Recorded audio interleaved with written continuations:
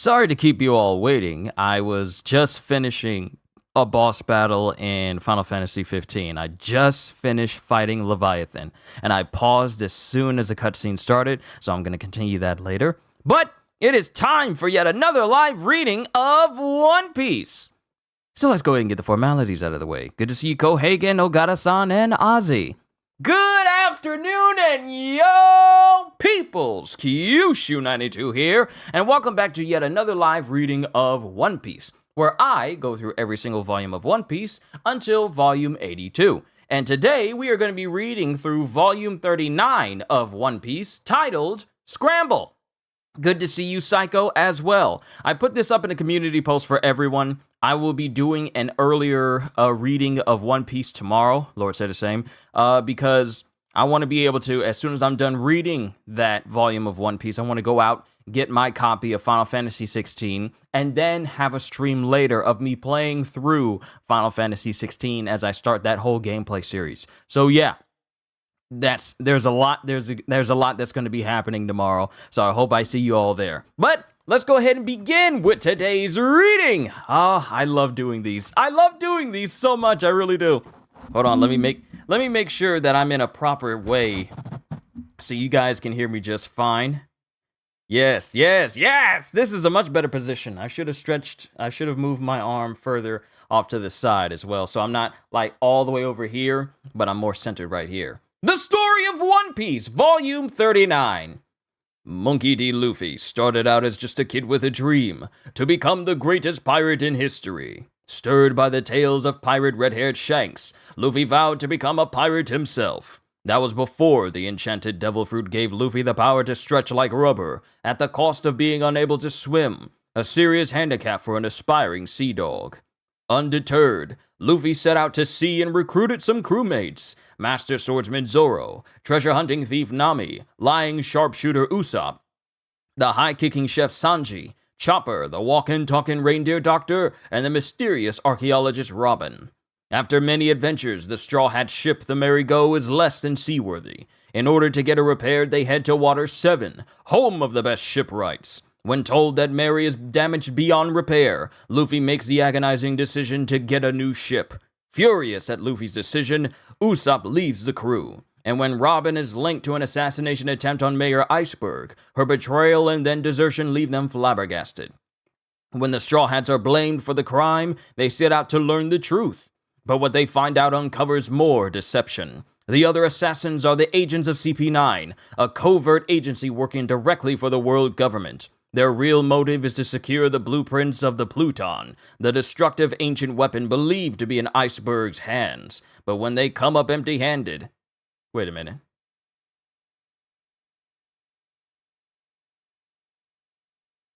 But when they come up empty-handed, they focus their attention on another possibility, that Frankie's got the blueprints. Hold on.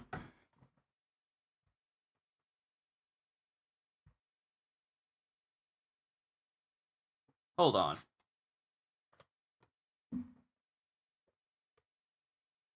See, here's the benefits. Okay, so here's the thing. I thought for a second I was reading the same thing from yesterday, but it's actually different in here. Yeah, it's actually different in this one. Okay. Alright, we're good. I was about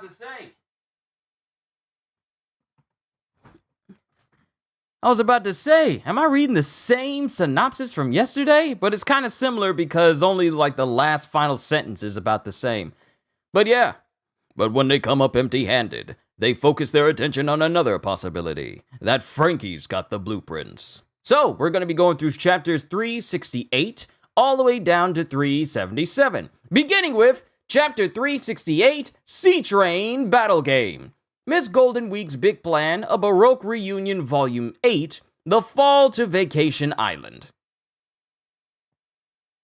And the pterodactyl has pretty much gained control of itself again and drops Golden Week and everyone else off on this vacation island. So, well, I mean, this is a start. They're vacationing already. And then we get Sogeking Sniper King. And he's singing his song. I was born on Sniper Island, and I hit my target 100% of the time. La-di-da, la-di-di. I know there's a... Here's the thing. I was literally about to... You know what? Let's do this. Let's do this. So you guys can hear the theme for yourselves.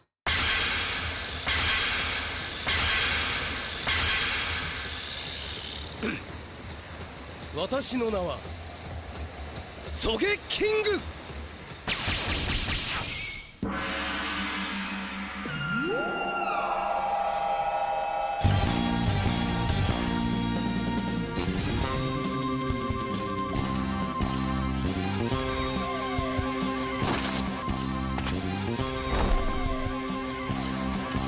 狙撃の島で生まれた俺は100発100中ルルララル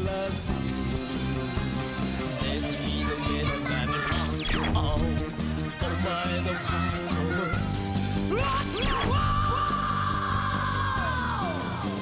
衝撃の島から北は東京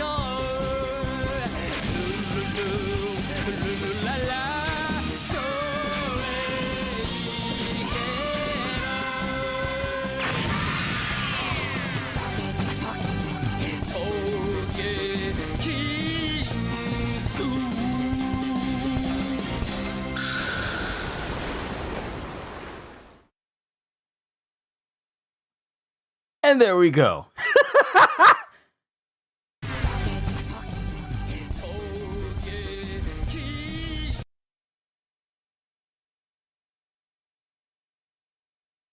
All right. I had to re-mute myself.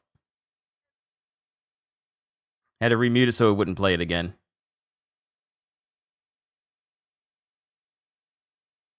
Yep, there we go. I had to mute my desktop audio. All right, we're good.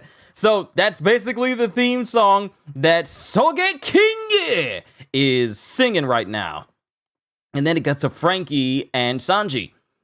What the heck is he doing? Well, we should try to be considerate.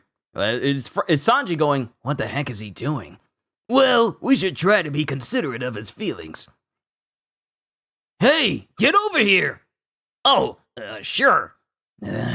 Okay then, starting now, we're commencing Operation Recapture Robin. And then Soge King speaks up. Don't you two have any questions for me, since we've never met? Like where Sniper Island is? First off, you guys were in car 6. There are 5 cars left, and Robin must be in one of those. The answer is that it's in your heart. It's the thing. Oh my goodness, Usopp. Okay. But the fact that Sanji and Frankie are just basically ignoring him. By the way, are you strong? Super strong, you idiot. I'm particularly strong this week. Basically, if we recapture Robin, we win, but we're up against a lot of enemies. If you jump the gun and get surrounded in a narrow train car, there will be trouble. Our best plan is to probably avoid needless battles and focus on methodically crushing their main forces. I've got a plan. Oh, no, I think this might be Soge King doing this. Our best plan is probably to avoid needless battles and focus on methodically crushing their main forces. I've got a plan. Listen carefully. And then it cuts to Nami. Okay, all ready for battle. As she's, dressed up in a brand new outfit. What are you doing? What do you think you're doing, changing clothes right in front of us, shameless woman? We're okay with shameless. As Lulu, Zambai, and Tilestone all have bloody noses because apparently Nami changed directly in front of them, and it was like a sight to behold. Where else were we supposed to change? There's only one car. Cover your stomach and your legs. You two square sisters, you people are corrupting our society. As it shows that I think both Mozu and Kiwi changed clothes as well. Shut up, bashful boy! Why you? And then we cut to Luffy. These stupid black pants. If they were gonna put pockets in them, they might as well made them bigger pockets. My lunch won't fit because he's trying to shove pieces of meat into his pockets. Stop stuffing meat in your pockets! Lulu la la loo. It's the nonsensical nature of the song. Stop stuffing meat in your pockets! Nami, did you change your weapon? No, this is the perfected climate baton. After we got back from Sky Island, Usopp worked on it with the dial to make it stronger. He did, huh? Usopp's. Yeah, his final work. Don't get gloomy! As both Nami and Luffy are just gloomy that Usopp's no longer with them. But we also got the climate baton that has the 3 round sections on the staff now. It's no longer just a straight staff. It now has multi-sections on it as well. Don't get gloomy! And then we cut to someone speaking on the train. An intruder? Yes, that's what the witnesses say. It's impossible to board the Puffing Tom mid-journey. If there's an intruder, they've been here since we left the station. That's rather appalling. Cuckoo! And this is Lucci saying this. It's just as you say, sir. So sorry. But at the same time, they can't get off the train mid-journey either. Both the intruder and the criminals are definitely still on this train. Calm down and search for them. Oh, he's speaking to Corgi. Yes, sir. Last car 7, which is where T-Bone went to go tend to all of the agents that got bodied by Sanji. Captain, there's no place to hide in this cramped car. And then someone's knocking on the door. Huh? And then it's Frankie, Sogeking, and Sniper King, and Sanji. Good evening. There they are! They were on the other side of the door? 3 suspicious persons, including the criminals, have been sighted! And then they slam the door. Yeah, they slam the door, and Usopp starts hammering and boarding up the door so that they can't open it. They were in car 7! Chase them down and capture them! Boy, are you lousy with a hammer? Shut up! Hurry up and seal it, goes Sanji.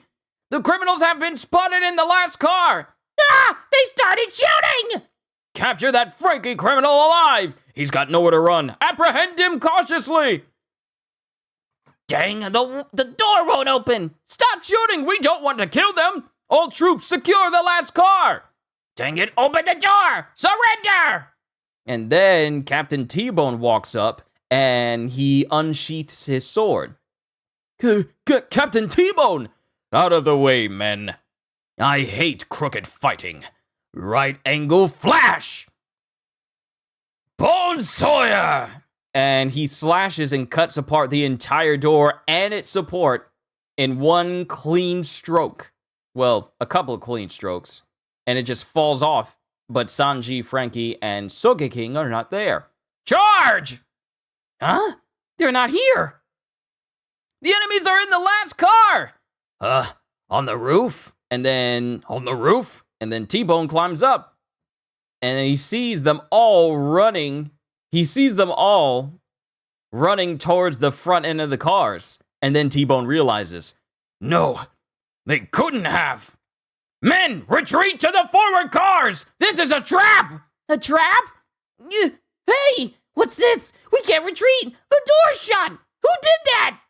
The cars were cut loose! So not only is Captain T-Bone and all of those Navy soldiers locked in that car, but Frankie and company basically detached those 2 cars. So now that fighting force is just left without a way to catch up with everybody. Smart when you think about it. The cars were cut loose! What? Then I was too late, goes T-Bone. Some of these pages like to be very close to each other when I flip the pages. There we go. Ah! It's them! Later, guys. Beware of Neptunians. Have a great trip. Take care of yourselves. You jerks! We won't forget this! That clears 2 cars in one sweep. And we've cut those pesky soldiers down by about 50. But my good Sir Sanji, won't Luffy and the other Straw Hats be using the same track? Well, they'll manage somehow. Those Those little, I'll demolish them like I demolished this jar. And it cuts to one agent kicking the door where Sanji and everyone else is on, and the door just swings open, and and Frankie goes, "Going out, sir?" As this dude falls into the ocean behind them. Okay, shall we take on the remaining 5 cars? You don't think you'll get away with this? Still some of those pests left, huh? Hey, report this to CP9! How could you? Even Captain T-Bone! So much chaos. Fritta sortie! And Sanji just starts kicking everybody. Then Sogeking goes, Sniper King Exploding Star! And then Frankie, Strong Right! And then it cuts to Sniper King and Sanji. Huh? Heavyweight bullet fire! As someone takes a massive gun and shoots in the direction of Sanji and Sniper King, but Frankie just takes it all. Whoa, he took a direct hit. Huh? And the bullets just fall off of Frankie, and he just goes, ow. Shoot him! Why doesn't the gun work on him? And Frankie, with one hand, while he's being shot at, he's basically bulletproof. With one hand, he just takes the entire car. He just picks it up, and then he just picks it up with one hand. It's like taking the short end of a couch, like the spine of a couch, and then just lifting the entire couch by its back. And he just throws it at the 2 dudes that were shooting at him. Hey, what the heck are you? Huh? Oh, I'm a cyborg. A cyborg? I got weapons and steel built into my body. If I get shot, it hurts a little, and sometimes I bleed, but, well, it's not like it has any effect on me or anything. I just noticed that my voices for Frankie wasn't exactly as deep as it should have been. But this sounds about right, so I'll just keep it right here. There we go. Much better. Super! Yeah, much better now. If I get shot, it hurts a little, and sometimes I bleed, but, well, it's not like it has any effect on me or anything. And then Sanji's just going, is that possible? It's a wide world out there, isn't it? Amazing! Oh! What do you think you're doing? As Usopp just pokes Frankie with a needle. Huh? It's just a little needle. You felt that? You idiot! I'm not your science experiment. Well, I'll just tell you now. I'll just tell you now then. My back is different. Get it? I made all the modifications myself. I couldn't reach my back. My front is cyborg. And I'll tell you one more thing. While I'm at it, my stomach is cold sensitive. Guess why? No idea. Because I got a fridge in there to keep my cola cold. Whoa, so cool. Amazing. Perfect for hot days. But now's not the time for this, people. There are enemies. Oh, this is Sanji. But now's not the time for this, people. There aren't any enemies left in this car, are there? We've cleared it. Let's move on. Next is car 4. And then Sanji opens it. And this is also the kitchen car with that Wanze fella. I'm Wanze! Go, go, go! I'm mad! Mad Wanze! What's up, guys? And it's this individual with super buck teeth and very weird eyes. Like, his eyes are literally physically stretching out. Like, it's not the eyeball itself, it's just that his eyelids and he has long eyes. He has long eyes. I've always thought he was a weird looking character when I saw him the first time, but he has really weird looking eyes. And he's just smiling. What's up, guys? Are you hungry? I'm Wanze, the head waiter, so I can make anything. How about some ramen? Okay, ramen it is. But before we get to that, there's a little bit of trivia you should know. It's about my nose hair. It forms a net on the inside like this, just like fishnet stockings, you see? That's weird. All right, first I pour flour in my mouth and knead it really well. And then he makes... Okay, hold on, sorry, I skipped over his title. I'm mad Wanzai! Wanzai, CP7 cooking fighter. And he rolls in with like a little cart, and then he said all the stuff that I said before. But he goes, it's about my nose hair. It forms a net on the inside like this, just like fishnet stockings, you see? All right, first I put flour in my mouth and knead it really well. And he does that, and the noodles comes out of his nose, and it goes right into a bowl. There, now eat up. No way, dude. I wouldn't either. I don't care if your nose hairs pretty much make up like a net in your nose. Why would I eat noodles that you make in your mouth and then come out of your nose and put it in the bowl? It's all like, okay, go ahead, eat up. Excuse you? Nasty. There, now eat up. No way, dude. We're wasting time. Wanzai, we're keeping people waiting. We're in a hurry, so see ya. Wait! If you want to pass through this car, you must first defeat me! And that's the first chapter done. Chapter 368 done. Onwards to chapter 369, Ramen Kung Fu. And then we get Khalifa. The 2 rear cars were cut loose. What on earth are you people doing back there? We're very sorry. Even Captain T-Bone's powerful skills were overcome, and we... What's the situation now? Yes, ma'am. Currently, the train consists of 5 cars. All the soldiers have been taken out. What we have left is Mr. Wanzai in car 4, Mr. Nero in car 3, and the rest of your party in the remaining 2 cars. So we have the car 5, which is, gone. We got car 4, which is where Sanji and everyone else is with Wanzai. Then we have the newest member of CP9, Nero, in the car ahead of them. Then we have Lucci, Kaku, Bluno, and Khalifa, along with Corky in car 2, and Nico Robin in the first car. So we only got that many left. Mr. Nero in car 3, and the rest of your party in the remaining 2 cars. And then Lucci chimes in. Clearly, our enemy isn't a moron.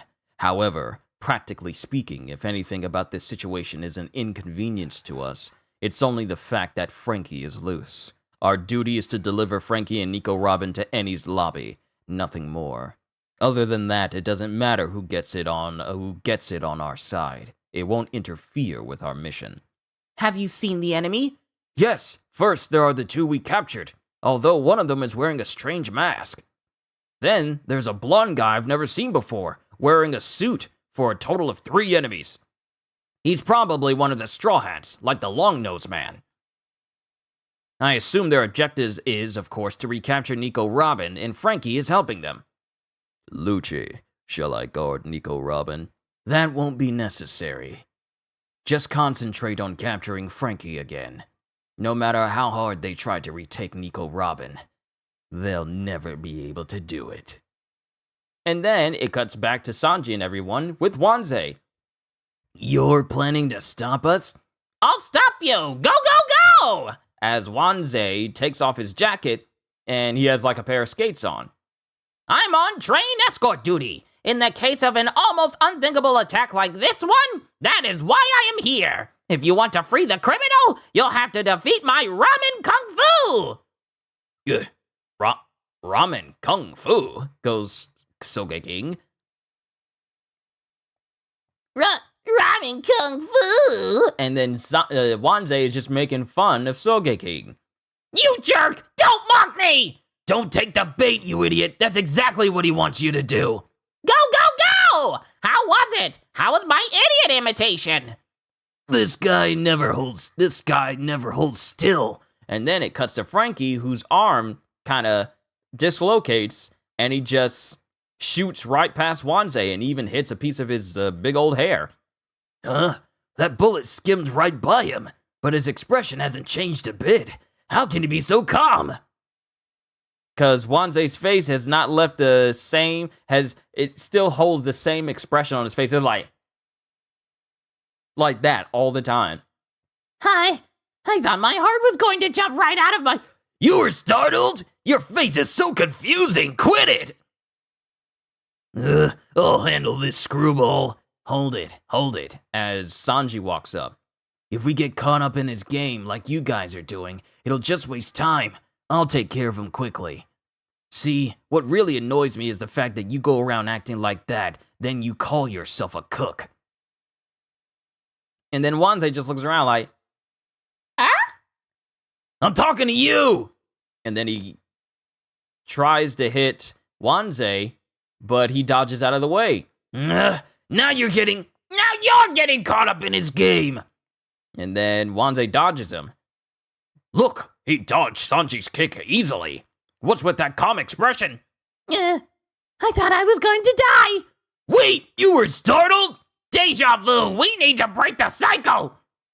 Never mind, just leave this guy to me. You two get to the next car. I won't let you go! I'll need some alloy flour! Is he going to extrude ramen again? Ramen beam! And Wanze shoots ramen directly out of his nose, but it has high puncturing power because it gets embedded into a wall, and both Frankie and Sogeking have to dodge out of the way. Watch out! They're sharp!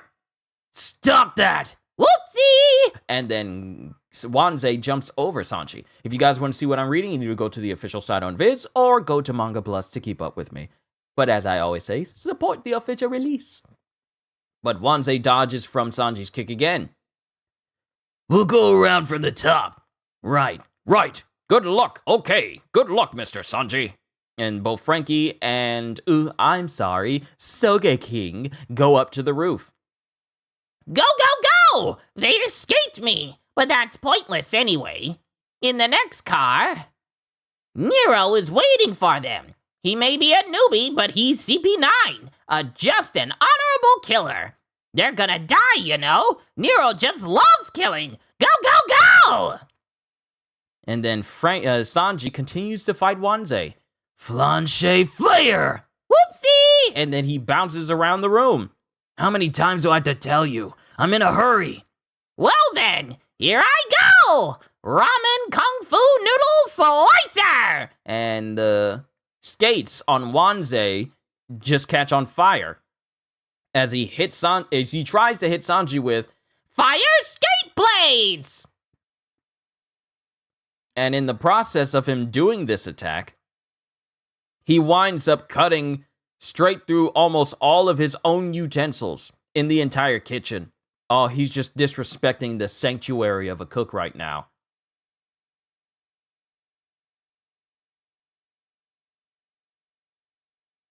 Yeah, he crashed through that, but then Wanze is suddenly covered in bruises, bleeding from the mouth, and he's got whelps all over his head. Oh! Yeah! At the same time you deflected my blow, you kicked me about 10 times! 12 times. Don't tell me that! Are you in fact really, really strong?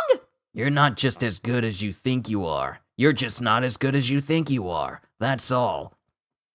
Hey! Not as good as I think! Even my father never talked to me like that! Stop it! How rude! I'm Wanze! Actually, it was those weird curly eyebrows that distracted me. But even so, you're still pretty good, huh? You're pretty good. You're saying that I look weird? Alright, fine! Now I'll show you just why they chose me for the criminal escort team! Ultimate Ramen Kung Fu! Tempering the noodles, and it's done! I want to make this guy as annoying as he sounds, so when he finally gets put down by Sanji, it'll be satisfying. What is that? An edible combat uniform! Everybody's dream weapon! A ramen's formal suit! And it's basically just a big, fat suit of ramen that just surrounds Wanze. It's literally just a suit of ramen. Go! The secret of ramen kung fu is being able to control noodles at will! Playing with your food, eh? Speed, power, With my special abilities, I shall exercise a power completely different from what you have just witnessed, what you have just experienced.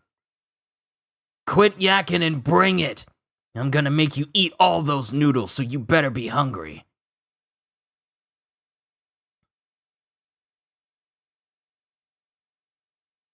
And then it cuts to Frankie, who's posing on top of one of the cars. So, what are you? Waiting on car 3 is the newbie. Waiting on car 3 is the CP9 newbie, 4 powers master, Sea Weasel Nero. Nero! CP9, Sea Weasel. Hey, but this is no fun. I can't kill you. You're a precious prisoner. Hey, brother, why are you up here on the roof? If you had just waited for me, I would have shown up. Well, I didn't know that, did I? You could have cheated and skipped over me, you know. Yeah, I guess it's important to keep your guard up. More importantly, what's that thing behind you? Huh? And then he easily falls for it as Frankie runs up and then just decks Nero in the face. Ah, that was dirty. That's okay. Back home, I'm the boss of the bad guys, see? And the train continues to go. And we cut to the first car with Robin, and someone's on the outside knocking on her window. What? Mr. Longnose? As Sogeking is right there. And that's the end of chapter 369. Onwards to chapter 370. But we got an SBS. Reader! Good day, Sir Eiichiro Oda. Please forgive my calling on you in a bathing suit. Huh? Mr. Oda? What are you wearing? What are you doing? Ah, no! Sound of running far away. The question corner is starting! Signed, Roronoa Robin. Oda. Hi. Thanks. Hello, everybody. This is the author who placed a swan-shaped training potty on his head, dressed as a ballerina, and had just salvaged some pasta alla carbonara when he carelessly allowed a reader in Parisian garb to begin the corner. Well then, let's go! Good to see you, Cedez. Welcome, welcome, welcome. Question. What would happen if you got goosed with the finger pistol? Sign, Pachon III. Answer. You die. Question. Does Nami wear a strapless bra, or does she just not wear one at all? Sign, Tashi. Answer. I'm rooting for no bra at all, personally. Question. Hello, Oda-sensei. So where does Paulie pull that rope of his from? And how do you decide the name of his tricks, like rope action, half knot? Don't tell me that you just randomly pick something. Please let me know. Sign, Pick-chan. Answer. Paulie's rope comes snaking out from under his sleeve. There's apparently a lot of rope rigged up inside the lining of that coat of his, and I don't just make up the names of his tricks, really. Sailing ships have an absolute ton of rope on them, and being in charge of them is an important job. Lives can hinge on what kind of knot is used. So the names of his tricks are taken from among the many knotting methods. There are more than 200 knots. That's new. There's more than 200 knot configurations? That's interesting. Huh. I know what I'm going to look at when I get bored. Just, for curiosity's sake. But if there isn't a knotting method that works with the situation, then I just make up the name. That's the end of SBS. Onwards to chapter 370, You're Not Alone. Miss Golden Week's Big Plan, a Baroque Reunion, Volume 9. The Navy was on Vacation Island. As it cuts to Miss Golden Week, who's just casually just ordering 3 ice creams for all 3 of them, Miss Valentine and Mr. Five, while Miss Valentine and Mr. Five are trying to hide from the Navy, but, Miss Golden Week is just like, she there to get some ice cream, she there to chill. But we cut back to the train. What is the meaning of this? Why are you here? How did you get on board? It is a pleasure to meet you. I am the king of sniping, the Sniper King. If I explain everything, this conversation will be too long, but I've come to save you. Mr. Longnose. It isn't just me. Right now, Sanji and a thug named Frankie are tearing up the inside of this train. I took the opportunity to come here. On top of that, Luffy and the others are on another sea train, and they're pursuing us on this same track. Apparently, they're bringing quite a lot of allies with them. I peeked in the window on my way to this car, and the 4-person team in the car behind us looked really dangerous. And the 4-person team in the car behind us looks really dangerous. If I can just get you out of here before Sanji and Frankie run into them, I think that would be best. Come on then, run away with me. These octo shoes are for you. If you put them on both your hands and feet when you leave through the window, they'll stick to the outside of the sea train. Wait, As Robin talks to Usopp. why would you do something like this? I know I told you all very clearly that I was leaving, remember? I'll never return to the Straw Hats. Then they know why you keep insisting that too. That iceberg guy from Shipbuilder's Island cleared everything up, it seems. Huh? He's all right? No, it doesn't matter. I still won't return. What's your objective, anyway? Don't you get it yet? The Straw Hats aren't so weak that they need you to worry about them. Before you get caught up in a needless stunt like this, they'd really appreciate it if you fill them in first. Do you really think they'd be grateful to be alive, knowing one of their crewmates sacrificed herself for them? Now that they know why you left the crew, they'll follow you to the depths of hell if necessary, and knock the stuffing out of your enemies along the way. You still don't get the way Luffy works. You're the ones who don't understand. I don't have the slightest desire to be saved. Quit being so inconsiderate. And then there's sounds that's happening. There's bamming on the door. Someone goes, "What's all the noise in there, Nico Robin?" As the door opens, and it's Corgi. What's your problem? You must know that lamenting your fate now will do nothing to save your life. And then it cuts to Corgi walking up to Robin, who's hooded, but we get the arms of Soge King, sticking out from underneath her hood. It's nothing. This looks suspicious, as the arms are moving independent of Robin's body moving. Huh? She seems different somehow. Is it just my imagination? It's really nothing. Please just let me be alone. Whereas Soge King is moving and doing all sorts of weird hand gestures outside of Robin, such as having his hands up. And she's all like, everything is fine. But you get all these arms and it's all like, don't worry about it. Everything is fine. I'm perfectly okay. It's just like that. I remember, here's the thing. Before I really, really, really got into One Piece, like its interest just shot to the top of my list, I saw this scene, but I didn't know anything about Enies Lobby. I didn't know anything about Soge King or Sniper King or anything of that nature. I didn't know anything about the events that were going on right now. But I saw Robin just sitting in the chair, and she had these weird arms going up over, and I was thinking, what is going on? And that's been in my mind rent-free for years. And I remember seeing it, like I said, I think this was before I even started my YouTube channel when I saw this. It was that far back, and I was thinking to myself, this is weird. Is this like some sort of movie or something? I didn't realize that it was an actual canon episode, and this moment was actually canon, and it wasn't part of like some movie. It's really nothing. Please, just let me be alone. Why is this woman goofing around? Car 4, Sanji versus Wanze. Go, go, go! Eat it! Ramen Kung Fu! Pork bone spank! As Wanze prepares to hit Sanji. What do you mean more powerful? That's the same wussy punch, only bigger. And Sanji tries to punt and tries to kick Wanze's ramen fist, but his foot slips in between the noodles. Huh? I can't get loose. Oopsie! And then, using his fist, Wanze slams Sanji directly into the floor. Go, go, go! You fool! Can't use your noodle to defy my ramen kung fu, huh? Ugh.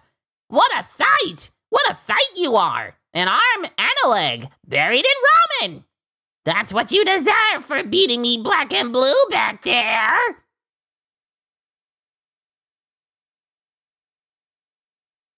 And then it cuts to Wanze, who's staring at Sanji and staring at his eyebrows.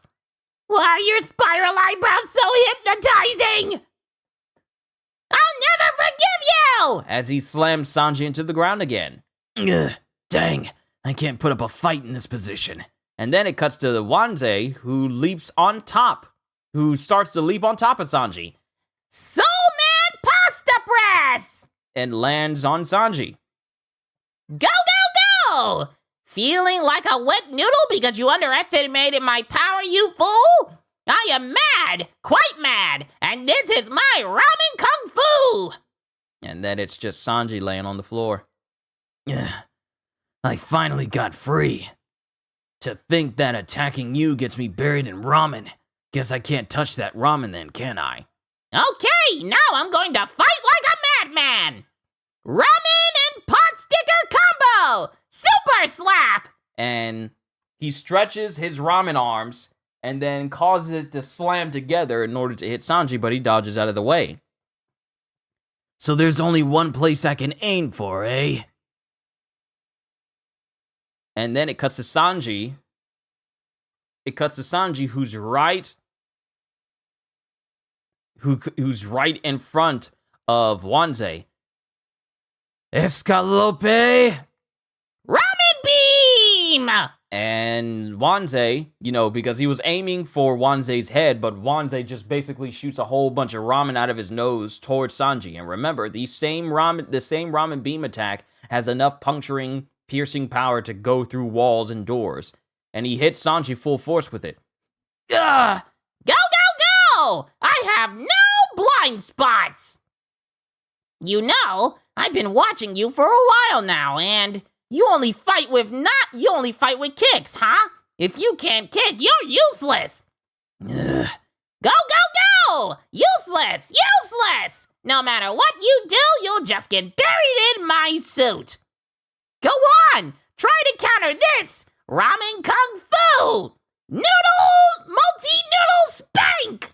As Wanze causes all the noodles to converge onto Sanji and try and entrap him with it.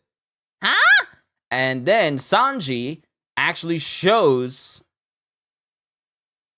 that he's capable of actually using a weapon as he cuts through all of the ramen noodles meant to harm him and slices it with 2 knives. And then, as that ramen's falling through the air, he catches it on a plate going, Your 1.4 millimeter pasta is served. Huh? Acrobatics? Yeah! My ramen fist is falling to pieces! Ugh. In battle, it is my policy not to use either hands or cooking knives, both of which are sacred to cooks. However, since this is a kitchen and I'm up against your ingredients, then things are different. 1,000 noodle whip! and then Sanji jumps away from Wanze. And then he's just flipping the knives in his hands. He's just so dexterous with the knives, just juggling them in his hands. How cheeky! An amateur who can't even cook shouldn't be allowed to have kitchen knives. They're not like the knives a normal thug would use, you know. Oh, I'm sorry I was so cheeky. Let's call this an apology. Okay, why is he sounding like Dr. Seuss? Oh, you mean Wanze? 'Cause he's mad. Quite mad! Let's call this an apology. Why don't I show you the techniques a first-class cook uses to handle a kitchen knife? As Sanji prepares to go up against Wanze using knives. On the roof of Car 3, Frankie versus Nero. And there's a lot of hissing going on as the sea train continues to go through these massive turbulent waves of Aqua Laguna. Shave! As he dashes towards Frankie, and Frankie takes his left hand, and apparently what looks to be like a normal hand is actually a fleshy glove. That's disgusting! It's a fleshy glove that hides a cybernetic solid steel fist underneath. It's literally just a flesh glove. It's just like a realistic glove. Like, imagine if you went to like a Halloween store and you get gloves that make your hands look like other people's hands. It's like that. It's like, how do you even describe something like that? That's just unsettling to me. It's like a set of false skin that's over your real hand. It's weird. It's weird, okay? It's weird. I know One Piece is weird, but this is weird. Shave! And then Frankie takes off his finger glove, or his hand glove. Strong hammer! Paper art. And Frankie tries to hit Nero, but Nero just dodges away and flows away for it, just like Bluno did when he first went up against Luffy earlier on. And he flips away. Tempest kick! And Frankie gets hit with it. And then Frankie has his cheeks all puffed up, and Nero has just barely has any. Well, actually, you know what? He almost gets hit by Frankie Fresh Fire! By Frankie breathing fire at him. And then Nero uses shave again, but he's off away from the train. Huh? What's with that? He jumped into the ocean. And then he bounces off of the air with moonwalk. Why doesn't my Tempest kick cut him? He seems to have a very unusual body. What in the... And they both say that. How did he come springing back in midair? I don't get it. And they both go, what are you? As they both try to hit each other. Then we get more narration.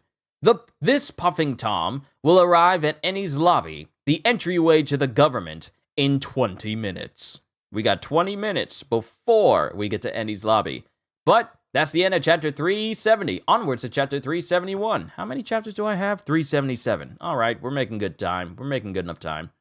We got an SBS, and then we can move on to chapter 371. Reader, Oda-sensei, catch! Toss. It's a love bomb present. Signed, I'm a guy, okay? Oda, yay, a president, thank you. Kaboom, thwomp, tweet, tweet, tweet, honk. Translation, the impact from the explosion thrust me right into the center of a big cuckoo clock, and there were stars and little chicks flying around my head. Then I popped out of the clock instead of the cuckoo and whistled like a train with smoke coming out of my mouth. The ridiculousness of Oda. Question. Oda-sensei, hello! A while ago I was watching TV and saw some engines called Puffing Billy and Rocket, and it startled me. Is that what you base Puffing Tom and Rocket Man on? Signed, Octopus. Oda, whoa, there was a program like that? That's it exactly. Puffing Billy is the name of the oldest engine in the world. Rocket is the name of an engine that was famous for its speed a long time ago. Well, they look completely different from the manga engines, but still. By the way, when I was researching how to draw engines, I found out that the name of the guy who designed the world's first steam engine was Thomas. I see, so that's where that famous kids program came from, I thought. And that's the end of the SBS. Chapter 371, The Honorable Captain T-Bone. Miss Golden Week's Big Plan, a Baroque Reunion Volume 10. Today, fun hunting down the survivors. As it cuts to Django, full body, and a whole bunch of other Navy personnel chilling at Vacation Island, on the lookout for Mr. 3 and anyone affiliated with him, along with Captain Hina. Or is it Ensign? Or is it along with Hina, and she's just chilling, relaxing. She's never seen in anything but a suit, and she's just chilling out, just drinking, while Full Body and Django are just chilling out in their beach shorts, looking out for Mr. 3 and anyone affiliated with him. But we got Luffy and everyone else on the Rocket Man! Or aren't we there yet? At Bashing Tom? That's Puffing Tom. Come on, Luffy, get back inside. You just changed your clothes and you're already soaking wet again. That's okay, I like it up here. Gum gum! 300 pound? Get in! And then it's Zombie and Lulu messing with Tilestone, Chopper, Gonbei, Chimney, Mozu, Kiwi, and Chopper as well. It's like, I think I may have said Chopper already, but they're just pretending to do the same attack that Luffy and Zoro did in order to get through Aqua Laguna's wave. Yeah! It's all over, Aqua Laguna! Would you quit playing around? Goes Zoro. Yeah, we're bored. Go polish your weapons or something, idiots. Hey! Hey guys! I can see a train up ahead! Huh? It's Puffing Tom, right? A bit early for that, isn't it? As everyone prepares to get their guns ready. And then they get closer and we see the two cars. We know what these two cars are. It's not the whole train, but it's two cars just floating out at sea. We know who these cars belong to. What's going to happen to us? There's no engine! We can't do anything except wait for help! Oh, it's choppy! Why did this have to happen in the middle of a storm? Hey, man, something's coming up from behind us. What? Is it a rescue ship? No, it seems to be coming along the tracks. Along the tracks? It can't be. There's only one sea train in the world. This was the last departure. Nothing could have departed from Water 7 after us.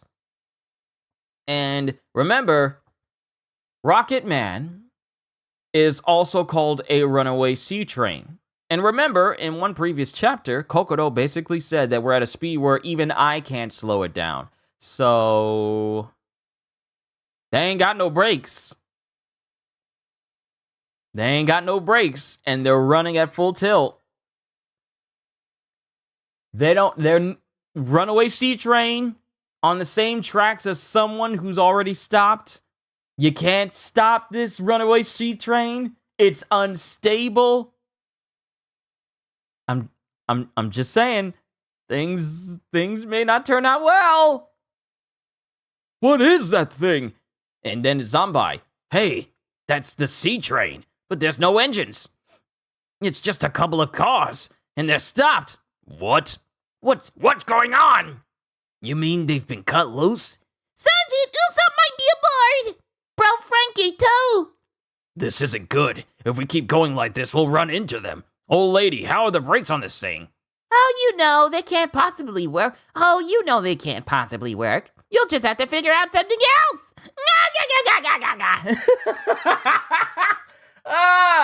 Oh, that's beautiful. That's beautiful. That's beautiful. And Chimney screaming, We gotta crash! Luffy, what are you going to do? I'm gonna go see what's inside. Gum Gum Rocket! And Luffy just launches directly ahead to the cars, the two cars where Captain T-Bone and everyone else is. Huh? Yeah! As Luffy lands heavily in there. Okay, I'm here. Huh? What are you? Hold it! That's Straw Hat Luffy! Hey, Sanji, you there? Usopp. You in there? Mr. Straw Hat's come out again. And it cuts to Luffy, who's getting shot all over. And he's all like, and he says he has X over his head going, not there! They're not there! And then Zombie goes, He says nothing of ours is in there and he's being shot. Then all those people we see are government men, huh? So what do we do? If we don't get that thing out of the way, we'll be in trouble. Right. Okay then. We'll dismantle it right before we hit. Okay, count us in 2. hey, Zoro! Roronoa, he's calling you. Cut it! It's in the way! Gotcha. Kid Luffy's all like, Hey, Zoro! Cut it! It's in the way. And then he just reciprocates. He doesn't even question it. He just goes, all right. Hey, Zoro! Cut it! It's in the way. Gotcha. Gotcha, he says. The ego of this desolate world.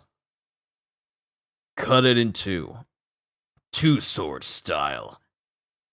Castle Gate!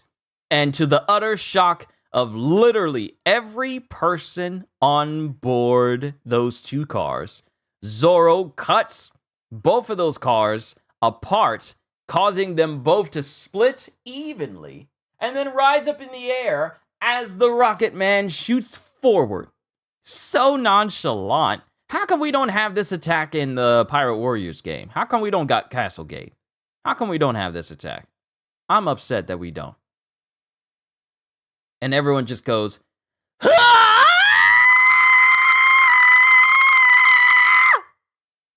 Everyone is just looking awestruck that Zoro literally just cut 2 train cars apart so cleanly. And then those train cars just fall into the ocean. Listen, warn us before you do something like that, all right? You heard me. I said cut it. And we didn't think you could do it. A beast like that, and he isn't even the leader of his own crew? Hey, people.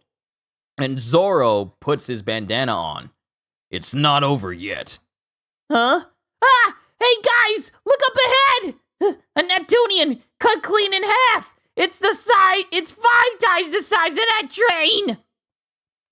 Somewhere up along this track, is the guy who sliced this thing. And they keep going. And someone is on the train tracks running. Careless, falling into the enemy's trap like that. The blunder of a lifetime. Take care of yourselves.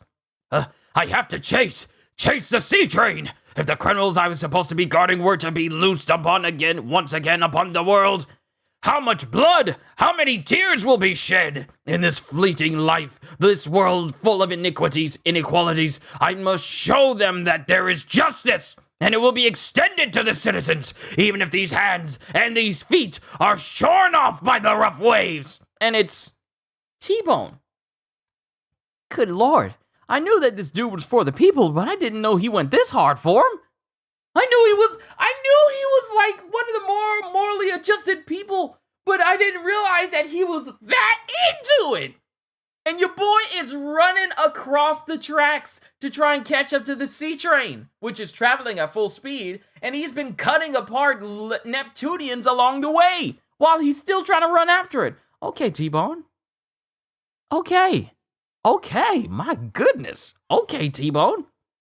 I will not fail to protect the lives of innocent civilians! And it cuts to T-Bone as he sees a train coming up behind him in the distance. What's this? The sea train? A new sea train? There's something there. There's somebody there. Ah! It's the Ship Slasher! Huh? Ship Slasher? That's Captain Ship Slasher T-Bone from the Navy headquarters. The man carves up pirate ships like steaks. What in the world is he doing out there? Men, ready the artillery! Yeah! Wait! What? If we don't hurry, this sea train's gonna get cut clean in two! Cleared too, you know? What did you just see? Leave this one to Zoro. Don't get in the way. I'm only going to say this once. Get out of our way! It's the same track. They couldn't have been past the car. They couldn't have bypassed the cars my subordinates were in. What have they done to my men? This road leads to justice! Are these Nico Robin's companions? In which case that swordsman is the pirate hunter. I am a captain from Navy headquarters. I won't make you live on in dishonor. I'll stop you now by cutting you in two. And then Zoro just goes, I can't let you do that, because our destination is beyond where you're standing. This guy is fierce. As he puts all of his swords up, including the one in his mouth and his bandana ready. Bring it on! Yeah. I detest crooked fighting. Right angle flying bird bone. 3-sword style. Bull demon. Bird of prey!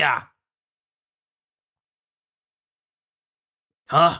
He protected my move? As Zoro dodges all of the hits, all of the angular hits of T-Bone and dodges, and he's right in front of him. Courageous talons! And Zoro just knocks right through T-Bone, also destroying his sword in the process. So clearly, at this point, Zoro is clearly captain level, knocking an unconscious T-Bone out of the way and into the ocean beside them. Whoa! He beat the Ship Slasher! He came from those disconnected cars, chasing after the sea train through a storm. How admirable. But we can't stop.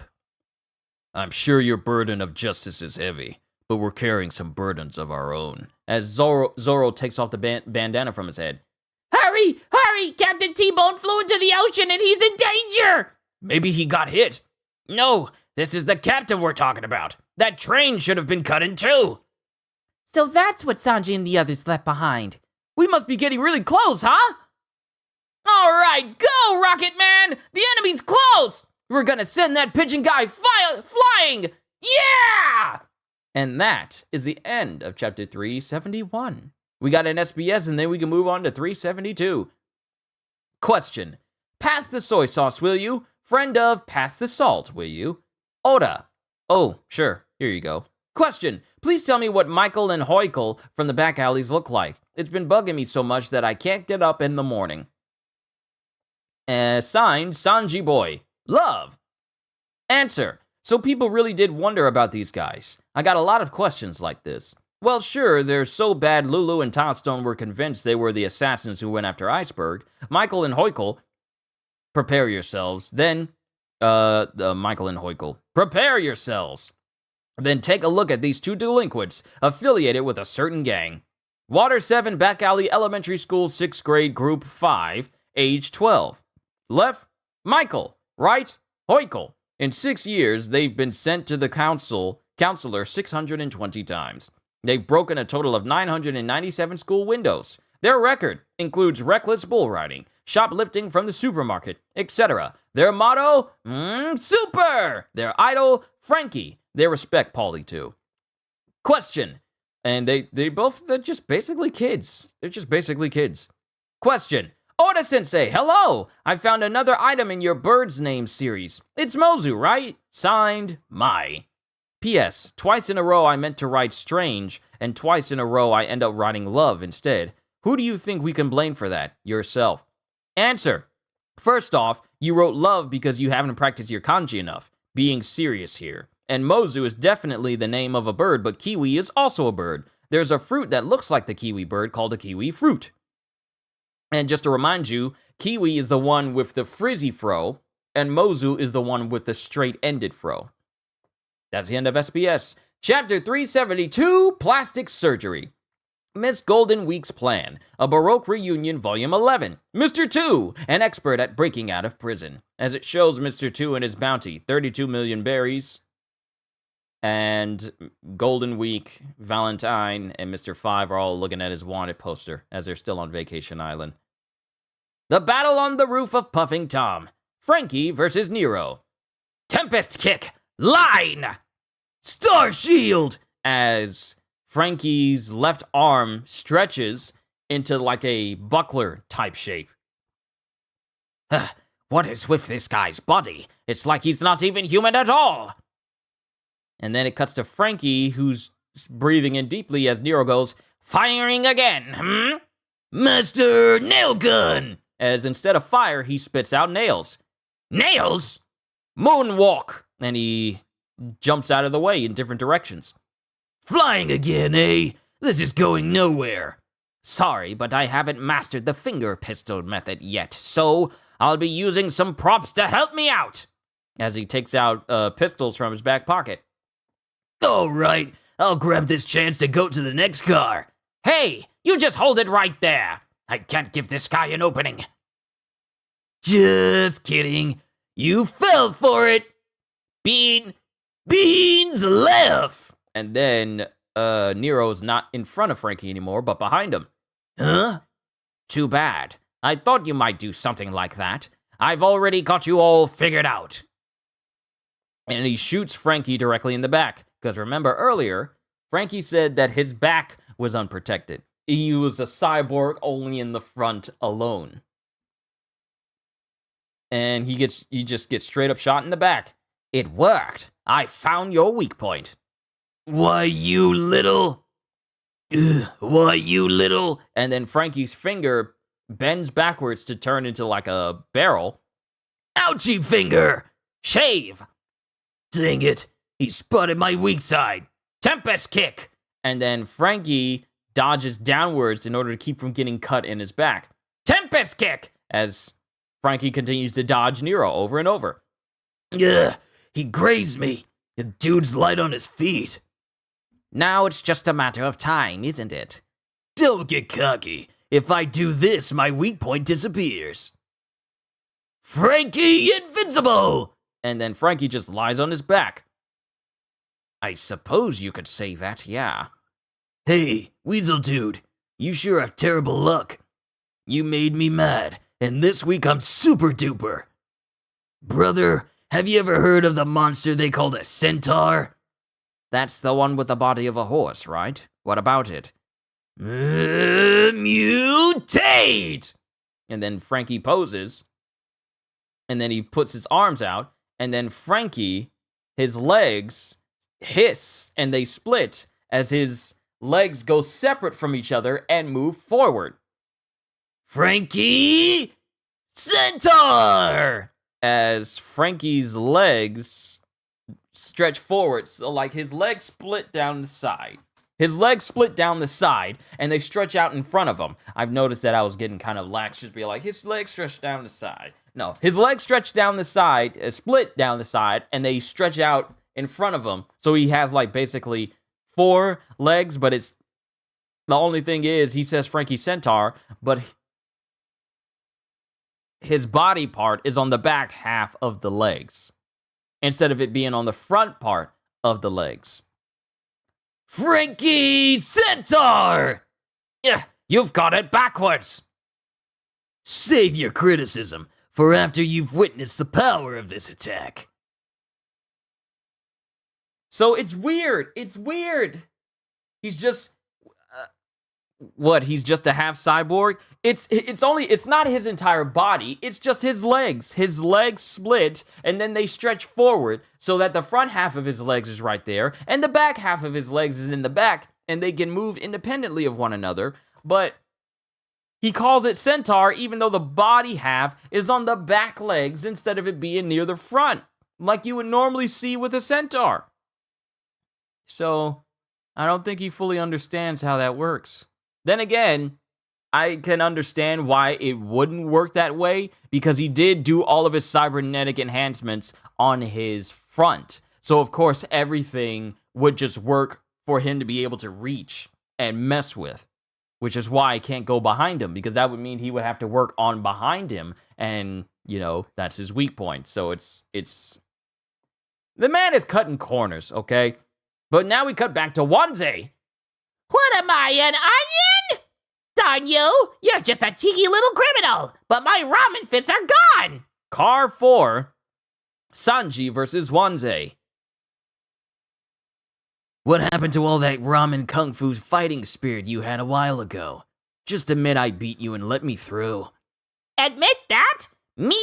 Admit that? I'm the ace of CP7, Wanze! Unfortunately, I know how important this mission is. Your companion, that Nico Robin woman, has been wanted by the government for years. You think I would just hand her over to you like that, you fool? Ramen Kung Fu?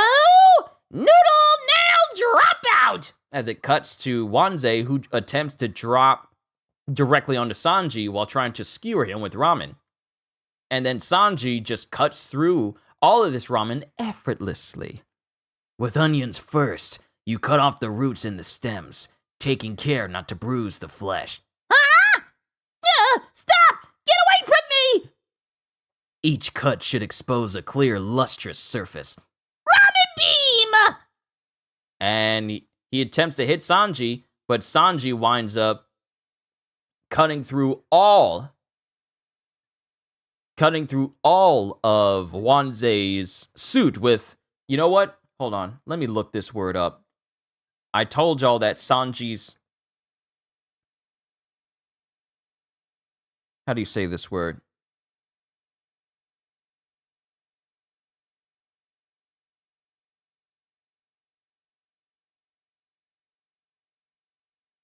How do you say this word?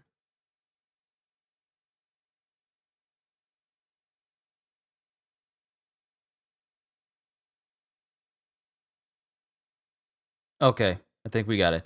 All right. Épluchage! Épluchage! Épluchage. That's how you say it. It's a French word. And he cuts straight through Wanze's suit with épluchage! Yeah!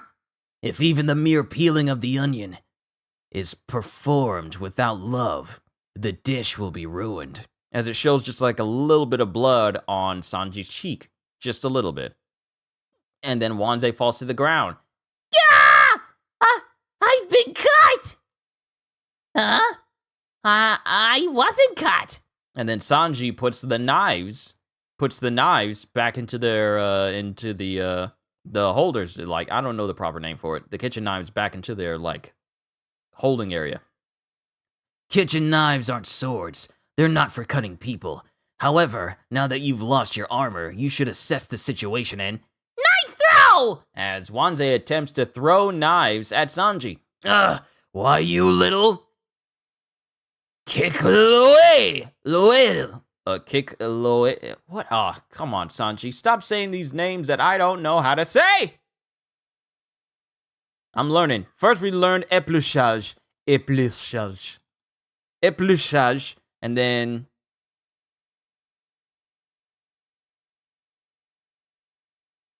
how do I say this? Kick.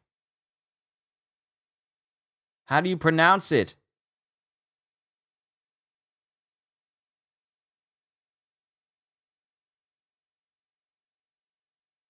Kick loyal. Yeah. Loyal. Kick loyal. And then he kicks Wanzai. I tell y'all, I'm going to make sure I say these words and I pronounce them properly. Kick loyal. And he kicks Wanzai directly in the face and his eyes. Ah! My eyes will sink in! Let him. Now then, cool it and surrender. You idiot! As if I would! I don't even understand why you want to save a woman like that! You people must have no idea about Nico Robin's true nature! Le nez! Ah! La jour! Yeah! La bouche! Yeah! Le teint! Yeah! Le menton! Ah! Like, he's just beating up on... he's just beating up on Wanzai. This is just, you just hearing all this French in the background and someone screaming like... Je t'aime de mon gars! And you just hear people screaming on the other side. Keep talking and I'll rearrange your skeleton. Wait a minute! I think my face has gotten smaller. Stop! I'll tell you! Everyone knows! She's a twisted devil! Plastic surgery shot! And Sanji just messes up Wanzai's face completely. And then sends him flying to the other side of the car. Curse you! You caved in my face! Mirror! I need a mirror! Huh? Ah! You fiend! How could you? You rearranged the eyes and teeth that I was so proud of! Wanzai's face has basically been handsome Squidward. Wanzai's face has basically been handsome Squidwardified. And he's upset that his eyes that were once sticking out of his skull and his super big buck teeth have now been forcibly rearranged into like a type face. You rearranged the eyes and teeth that I was so proud of! You're a demon! That's what you are! You went back to normal. Oh, you're right. I think I felt myself go back to normal there for a minute. And it shows his eye, and Sanji says that because Wanzai's eyes are coming out of his skull and he has weird teeth. You've committed 3 crimes. First, you called yourself a cook right in front of me. You've called yourself a cook in front of me. Second, you wasted food. And third, you insulted our crewmate. Shut up, you jerk! Give back my individuality! Behind that door, my crewmate is waiting to be rescued. I told you I wouldn't let you by, and I won't! Ramen Kung Fu, secret attack! Poison pasta cutter! If this touches you, you die! And it's a big, massive sword that is just dripping with poison and it's another example of acidic poison as the poison is dropping onto the ground and it's burning the very floor itself. What is with y'all and using poison that can just burn the surface of stuff? Where do y'all keep it so that it doesn't burn a hole in that? And are you super careful when you whip it out real fast? Because water splashes.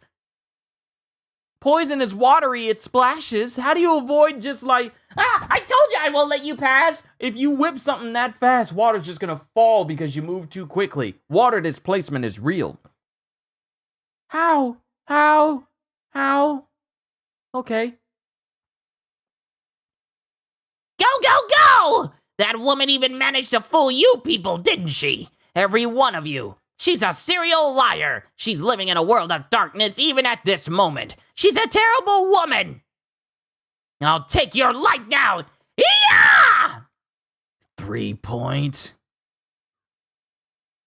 Decoupage! And then Sanji hits Wanzai directly in 3 different spots over his body, sending him flying, kicking Wanze directly through the door that leads to CP9, sending him crashing right next to Lucci and Kaku. And then Khalifa, Bluno, Kaku, and Lucci look back at him. And you know things are serious when they have like that extra ring around the eyes and it's just a blank white, and it's just a white ring around their eyes, and they're both looking at him like, "Excuse me, who do you think you are?"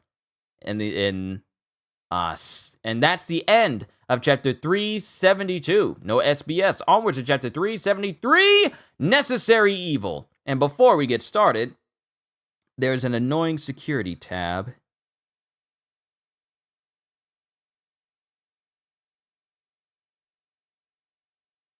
This one came off a lot easier than the last one. And we continue with Frankie fighting Nero. Yeah! And he falls face first on his Frankie centaur legs. I guess that's what happens when you're all talk. I can't tell what part of you got stronger when you went from 2 legs to 4, centaur. And then Frankie is left hanging off of the train. I'm gonna fall! Now that's a sorry sight. Want some help? No! I don't think I'll... And then it cuts to Frankie, who flips upwards and holds onto Nero with all of his legs. No! I don't think I'll be needing your help, you creep. I finally caught you, huh? Now tell me how useless these 4 legs are. I can't move my arm or legs. Curses, I was careless. Careless? Excuses, that's great. While you're at it, why don't you tack on a few last words, brother? You still think there's more fight left, don't you? As it shows Frankie cracking his knuckles, as it shows that blackened mechanical fists underneath his regular fists. Like he's ready. He's ready. As he's right on top, he's on top of Nero, and Nero can't move. You still think there's more fight left, don't you? Well, that's only because you dodged everything I threw. You don't understand the ferocity of my attacks. Cartoon logic. There's probably a Minatomo-like character who places a plastic container that we don't see below Wanze's sword. Yeah, it's like what do you call him? What do you call it? Lakitu, the character from Mario that is always carrying around the camera, and we can't see them unless we get into a mirror, and then you can see the Lakitu actually on the camera. There's just someone who's always off screen just doing these things that's like, just hold it underneath here so it doesn't drip until they get over into the scene. Just like that. You don't understand the ferocity of my attacks. And then we see the horrified face of Nero. Ultimate Hammer! And then Frankie hits Nero full force with that mechanical hand with such force that they go straight through the train car. And he's just smiling as he bodies Nero directly into the ground. And he also lands directly in the same car as CP9. And then we get Nero, who I did not know was bald, just laying there, face all messed up, mustache, whiskers, whatever you want to call them, all frizzled, bald, unconscious, laying right there, a distance away from Khalifa and Bluno. I did not know that Nero was bald. I told y'all, I didn't know anything about all this stuff. Then we cut to Sanji, who's also there with Nero, as Frankie kicks Nero into the previous car. Yeesh, man, where did you come from? Super! Did you finish up the ramen, freak? Yeah, just now. It's gotten noisy all of a sudden. So, in the end, all the soldiers in the escort were wiped out. Not that we expected much to begin with, goes Kaku, as Sanji speaks. It's them, right? They're the ones who actually took Robin away. Watch yourself! They have some weird martial arts techniques! And then Nero gets up. Oh, he's not bald. It's just that his hair is just lined up in like very thin cornrows in the back. Just 3. He ain't got like a full set. It's just like 3 cornrows just near the back of his head. It's really weird. Who's this? As Lucci looks down at Nero. Probably that new CP9 member Corgi mentioned. A 4 powers fighter named Nero or something. Curses! There's no going back. Up to now, I was known as a martial arts genius. I don't care about our objective anymore. I'm going to kill you! And then Lucci chimes in and goes, "Hey, newbie." Yeah, you're Rob Lucci, huh? Should have introduced myself sooner. Just hang on a second. I'm gonna go kill that guy. We're taking Frankie alive. You can't let your emotions take priority over your duties. Oh well, never mind. I'll give you 3 seconds. Hurry and run. Huh? 3, Run! From who? 2, Huh? Hey, you're kidding, right? 1. As it shows Lucci taking his finger out of his hands, and he starts to put it into a finger position. 2, Huh? Hey, you're kidding, right? 1. Stop! Don't be an idiot! Shave! And then as Nero tries to run and use shave from Lucci, Lucci keeps up with him and still manages, mind you, they're both moving at the shave speed where they just disappear. Lucci catches up to Nero mid-shave and then gets him in the back. Yeah! Everything about you is a work in progress. CP9 doesn't need you. You're only superhuman if you have the entire 6 bodies repertoire down, boy. As he hits Nero, and then sends Nero just flying into the ocean. Khalifa. Yes, sir. Send a report to the director later. The new guy was too weak. We couldn't use him. Understood. And Lucci just casually walks away. He just casually walks away. These guys are supposed to be the protectors of justice? Hard to tell who the bad guys are, huh? I suppose I don't need to ask why you're here, intruder. From the way you open doors, you don't seem to be a very patient fellow. You're right. My parents raised me wrong. If you're here for Nico Robin, forget it. The problem's too big for you to go sticking your nose into. Some people are just born under unlucky stars. The best thing they can do for the world is die. Man, that's kind of heavy. For example, if there were a demonic power capable of burning the world to ashes, and the only one who could awaken that power was an innocent little girl, a mere 8 years old, don't you think that girl should be killed for the sake of humanity? This is some heavy stuff. Y'all weren't kidding. We really are entering into the dark side of One Piece right now, aren't we? What are you trying to say? I'm explaining Nico Robin's life to you. Now, of course, she's an actual criminal, but in the beginning, she was just a little girl with a terrible power. For as long as she can remember, her very existence has been a crime. The only way she can make people happy is by disappearing. That is her burden to bear. Practically speaking, she should have perished 20 years ago. I'm truly glad that she'll die before it's too late. Cut it out, you jerk! Shut your mouth! And then Lucci just easily blocks Sanji.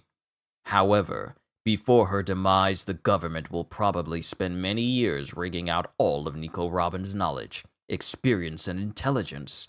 The agony she'll endure from now until her final end. Just imagine that for a moment. And before Lucci can say, just imagine that for a moment, Sanji goes, I won't let that happen! And then it cuts to someone going, Hey, wait, Robin. If you go in there, they'll... And it's Robin who walks out with Sogeking into the car with Lucci and everyone else. She no longer has the cloak over herself. She's in her black outfit again. Robin! I'm so glad. Are you okay? They didn't hurt you, did they? I'm going to take these guys down right away. This time for sure. Let's go back, where everyone is waiting for us. How could this happen? After I went to the trouble of climbing through the window. After we took down that official. So that's Nico Robin. She does look a little like the picture on that wanted poster. Huh? And then it cuts to Soge King getting tossed directly in front of Sanji. Usopp! Robin, what are you doing? Ow. You don't understand. Unless I spell it out for you, will you? Huh? And Lucci's just laughing in the background. Frankie, cut car 3 loose. Frankie, cut car 3 loose. What for? We're running away. We're running away. Running away? Don't let Frankie escape. Right, goes Bluno. Hey, what's going on? You hurry up too. This fight will be over in seconds. Sniper King, Smoke Star! And then the whole area just gets filled with smoke. And then Kaku is just going, what kind of stupid trick is... Nico Robin is ours! As Soge King grabs a hold of Robin and starts running. All right! And then the car starts to disconnect. Run! And that is the end of chapter 373. Onwards to chapter 374. And then we have like a little bit of like a placement of fan favorite moves. Monkey D. Luffy, as you'd expect, Luffy's out there in first place. People think he's awesome and amazing. His fierce moves crush the enemy. With the first One Piece fan favorite moves contest results. That's what this is. And we have Luffy in first place with 3,785 votes of Gum Gum Gatling. Out of all of Luffy's Gum Gum moves, the Gum Gum Gatling received overwhelming support. Amply employing the special characteristics of rubber, this move is chock full of power and force. Luffy's evolution can't be stopped. Then, second place is Zoro with 3,000 worlds, with 3,625 votes. Roronoa Zoro. Zoro's strongest move falls just short of first place, but the votes are tight and he's closing in fast. Think he'll be on top next time? 3,000 worlds. People said this one was really cool looking, but its power is also first rate. Strive with all your might to become the strongest swordsman ever, Zoro. And then in third place, it's Sanji with 1,445 votes with Mutton Mallet. Sanji's popular for his splendid footwork, and his Mutton Mallet takes third place. Keep winning with style, Sanji. Mutton Mallet. Sanji's maxim is, since I'm a cook, I don't use my hands for fighting. Based on this conviction, he's pounded the bad guys to pieces using only kicks. Excellent finish, excellent power. Nami called them all. Just as I expected, Luffy took first place. But since Zoro and Sanji have moves we haven't seen yet, it's bound to be a free-for-all. And by the way, what about my moves? We'll run the fourth place and under results in the next volume. Which move did you vote for? And how about that powerhouse move of Luffy's? The results are already in. Hang on until volume 40. Chapter 374, Scramble! Miss Golden Week's Plan, A Baroque Reunion, Volume 12, We Try Disguises. As Mr. 5 is disguising himself with Golden Week and Valentine. But, you know, it's kind of hard for 5 to kind of hide himself if he has a tattoo with 5 on his chest and he has like an open jacket. Then we get Luffy. Turn around! Why? We're already all the way out here. Why do we have to go back now, Straw Hat? That's not what I meant. Turn around and look. That frog jumped onto the tracks. Ghetto! Yokozuna! Oh, him? What is with that giant frog? Look out! Ghetto! Get out! Look out! Get out of the way, frog! We're gonna hit him! Meanwhile, on Puffing Tom. We did it! We got Robin back! That surprised me, launching into a sudden escape strategy like that. Smoke screens are so lame when people don't usually expect them. We managed to achieve our goal without fighting those awful people. That's the important thing. But I don't know whether it's going to be that easy. Hey, don't let your guard down until the cars are a good distance apart. These guys aren't your average small-time thugs.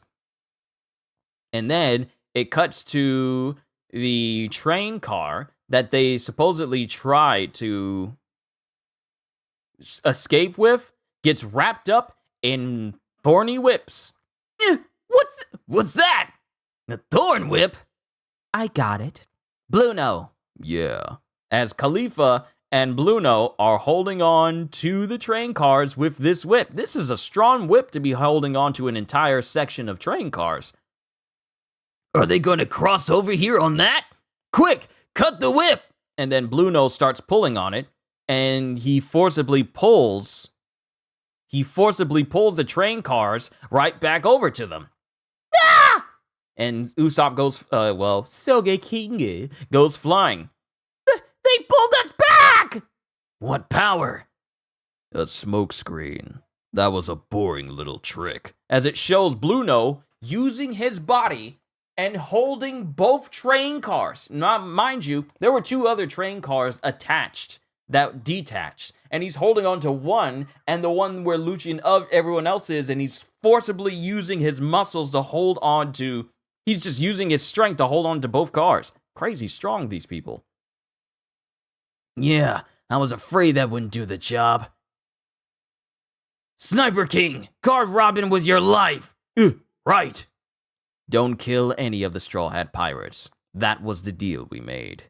Sorry to do this after you went to the trouble of pulling us back, but I'm gonna have to make you release us. Iron Body, goes Bluno, and he just stands there and takes the hit from Sanji. Why is he so hard? I told you they used some weird techniques. Oh yeah? Concassette Crush! And he tries to hit Bluno, but Bluno almost wobbles. Bluno actually wobbles from this hit. Gah. That was a pretty strong kick. Bluno almost lost his iron body.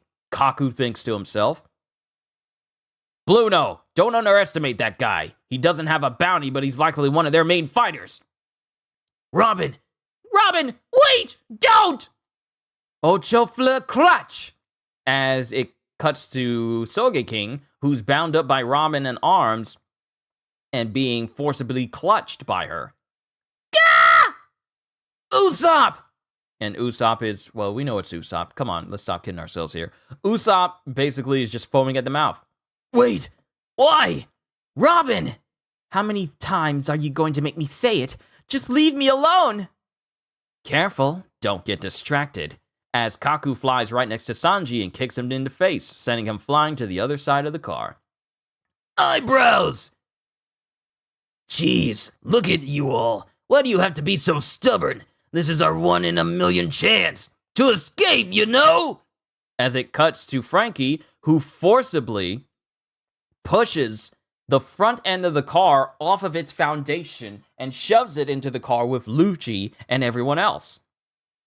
Huh? Frankie! And then it cuts to Frankie, who's there with Lucci and everyone else. That was uncalled for, goes Kaku. Take that, freaks. Anyway, why are you helping them? I just can't stand to watch them. I mean, some teams can never get back together, even if they wanted to. I have no idea what you're talking about. Super! Don't worry about me, guys. I've got a plan. Meet up with the Straw Hats and get back to town somehow. Frankie! What are you doing? Wait, I won't run away with you! Hold on, Robin. What's wrong now? We knew everything about the situation when we came to save you. If we just figure out a way to deal with the government's Buster Call threat, you don't have any reason to follow them, do you? It's that Buster Call that's the problem. As it cuts to Bluno, who uses his door ability to open up a door right behind Sanji. See, here's the thing that I completely forgot. Even if they were to get away with Robin, Bluno can basically just open up a door right where she is and grab her and take her.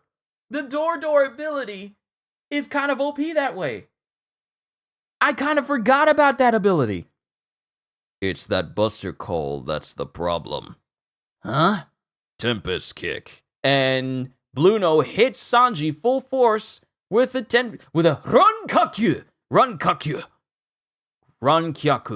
Rankakyu, and hits Sanji with it. Sanji! What happened? He just came out of nowhere. Bluno, Disappeared? He didn't disappear. He just made a door in the wall of the atmosphere using his devil fruit power. He's gone to collect Nico Robin now using the air door. It's an ability that makes the door fruit really worth something. What is all this? What in the heck? Let go of Robin! Finger pistol. As Bluno hits Usopp with a finger pistol. Usopp! Stop it! I don't intend to run away! That should be enough for you! They're the ones who keep attacking me. I have no choice. Then let's get away from here quickly. As she gets out of the grip of Bluno and walks away. Wait! It's all right. Robin, you're all right. You're still hiding something, aren't you? That's okay. But pirates can't leave their crew without the captain's permission. So, Robin, have faith in Luffy. As Usopp just says that to Robin. And then Bluno just looks at him and then kicks away Usopp. Ah! Robin! It's no use. Nico Robin won't break our agreement. How can you be so sure? A long time ago, there was an incident. The Navy initiated a buster call, and a certain island was burned to ash, destroyed so that not a trace of it remained. The only survivor of that incident was the young Nico Robin. What? Basically, for her, the buster call is a nightmare she can never fully erase. That terrifying memory was embedded in her when she was a child, and now that it threatens her companions, she has no will to oppose us. Oddly enough, there's a section of this manga where it's missing like a small sliver of paper, like this one particular page was cut in a semicircle shape. It's extremely small, but it's big enough for me to notice when I'm looking at the next page, because I can see the next page underneath this cut part. It's weird. But at least it doesn't cut through any speech bubbles, so it's fine. She has no will to oppose us. And you knew that all along? Of course we did. Is there no limit to your depravity? It's all for the sake of justice. We sympathize very deeply with that woman. Don't give me that! As Bluno goes through the air door, and Sanji's not able to kick him. Curse you! And then we get narration. Yes, the transportation of the two criminals is going smoothly. And then... Oh, wait. No, this is Lucci going... Yes, the transportation of the two criminals is going smoothly. We can see the destination up ahead. We should be arriving shortly. This feels rather nostalgic. I suppose it would after we've been away for 5 years. The Nightless Island. Enies Lobby. We request that you open the gates. As it cuts to the Puffing Tom making its way to something that's in the far distance, and it just shows endless sky, endless blue skies in the distance. Like the storm of Aqua Laguna doesn't even touch that spot, as we see the shining light go through the clouds as they head towards Enies Lobby. But that's the end of chapter 374. Onwards to 375, but we got an SBS. This, even though these volumes have been a bit long today, this is a very good read.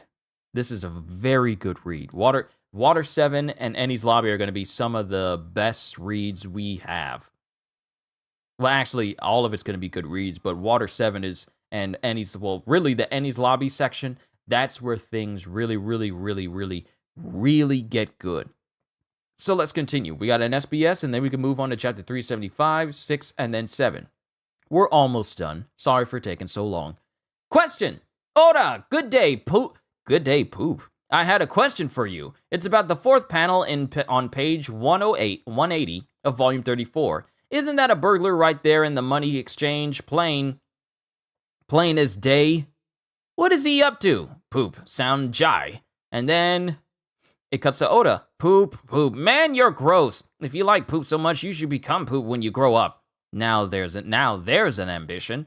Now then, sometimes people will tell you not to judge people by appearance and things to that effect. But yeah, that's a burglar no matter how you look at him. Of course, I think he's someone who was trying for Luffy and company's money, but he ran out of luck when he decided to go after powerful, not poop, pirates. Apparently, he overheard that they had bounties on their heads, and then he couldn't do anything. Question. Oda, if you don't want to be squeezed into a container jam-packed with sea urchins, please answer this question. On page 65 of chapter 360 and volume 38, Zoro's stuck in a smokestack, but if his foot slipped, you'd think he'd have fallen forward or gone in feet first. So how did he end up stuck like a sea anemone? Signed, Mahito. Hey, that's a name we won't hear until Gojo and their company show up in Jujutsu Kaisen later on in life.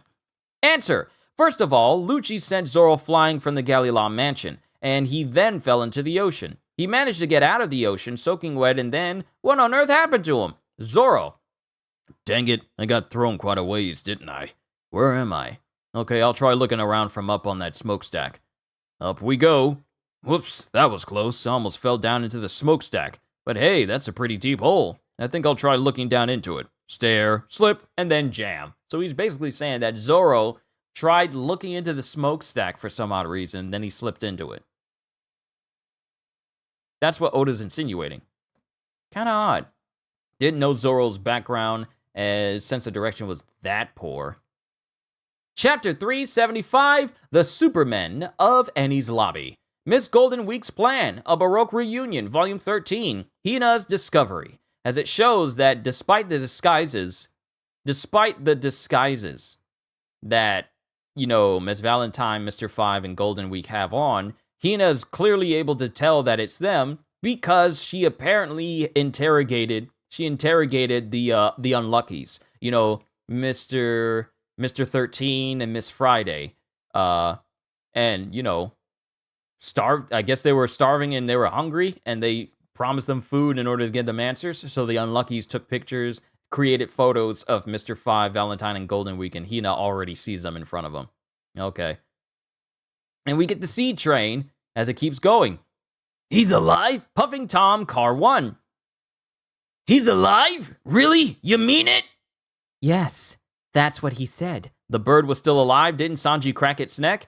He hit it hard, but it didn't necessarily mean the end of the bird, of Miss Friday. Yes, that's what he said. That jerk. Stupid iceberg. I get it now. They told me they killed him. Oh, that's great. How about that? He's alive. CP9 may think they have killed him. I'd keep quiet about it if I were you. Isn't that what people call being nice? Still, I got the blueprints for the weapon, and you can activate a weapon that already exists. The government bagged the 2 keys to the reactivation of the ancient weapon in one stroke. And when that power actually manifests in this world, the government will try to end the age of pirates, of course. And after that, all that excess military force will grip the world and destroy it. That's how much of a threat those ancient weapons are. My master didn't put his life on the line to protect those blueprints for a stupid future like that. I don't plan on staying trapped like this. And see, even if I get away clean, there's no point if it's just me. You need to get back to the Straw Hats somehow, too. I can't. I'll hurt them just by being with them. You're not the only one who'll be hurting them, right? The government people call your existence a crime, but no matter what weapon you've got, just being isn't a crime. And then it cuts to Tom, back in the day. There's nothing good and nothing bad in building a ship, no matter what kind of ship it is. For as long as she can remember, her very existence has been a crime. Existing is not a crime. And then it cuts back to Luffy and everyone else. We lost them! The Straw Hats went off somewhere! How could this happen? What was with that huge frog? Gee, sending Rocket Man flying like that. But onwards! Sadamu! Go Gamora! We gotta save Brother Frankie! Hurry! Rocket Man will come back! Eventually! We just have to follow the tracks! Hey! Look up there! Up ahead! What is that? We've sighted another severed car on the tracks ahead! I'm sorry, did I miss something? We got the... Hold on. Hold up. Did I miss something? Oh, I guess we'll find out later. Hey, look up there! Up ahead! What is it? We've sighted another severed car on the tracks ahead. We have not confirmed whether it's friend or foe, Sadamu and Gamora, slow down!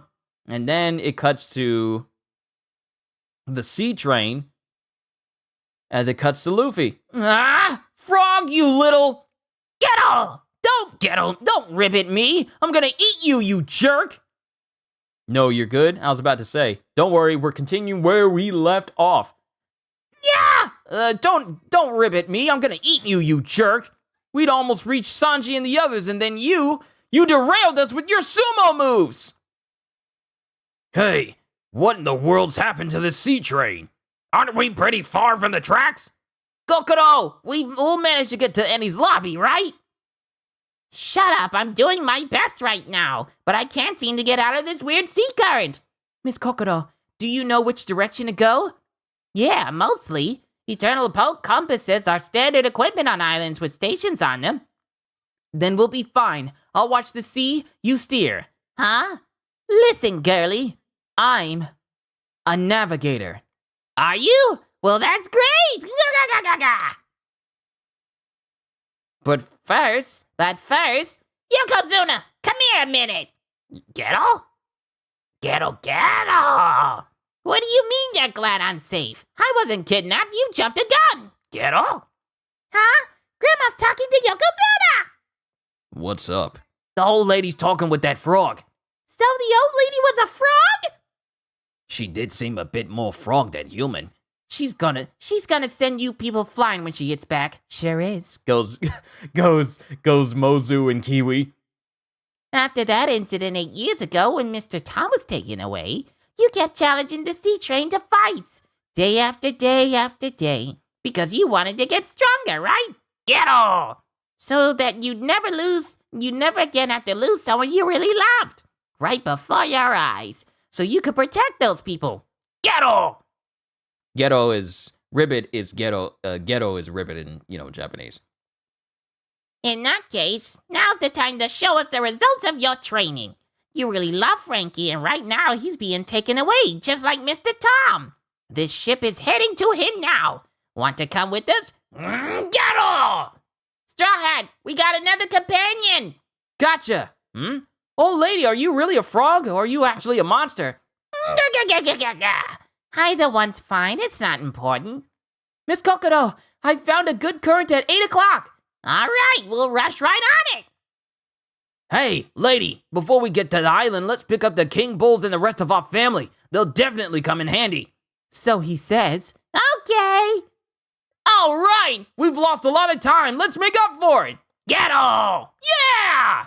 And then they keep going. The Judicial Island. Eni's lobby. We made it to Eni's lobby. We're here. We are here. We are at Eni's lobby. The Judicial Island. Eni's lobby. Welcome back from your long deployment. CP9 has arrived. Bring out the criminals. Super! Hey, buddy, handle with care, eh? Who do you think I am? Yeah! As it shows Frankie biting on the head of one of these Navy soldiers as he's being led away in chains. Noisy, isn't he? Look out! The guy bites! Just what I'd expect from CP9. So that's her, huh? The one the government's been after for 20 years. Nico Robin. She's absolutely gorgeous. Open the main gate! And the gates open to Eni's lobby as Lucci and his crew prepare to walk through it. Whoa!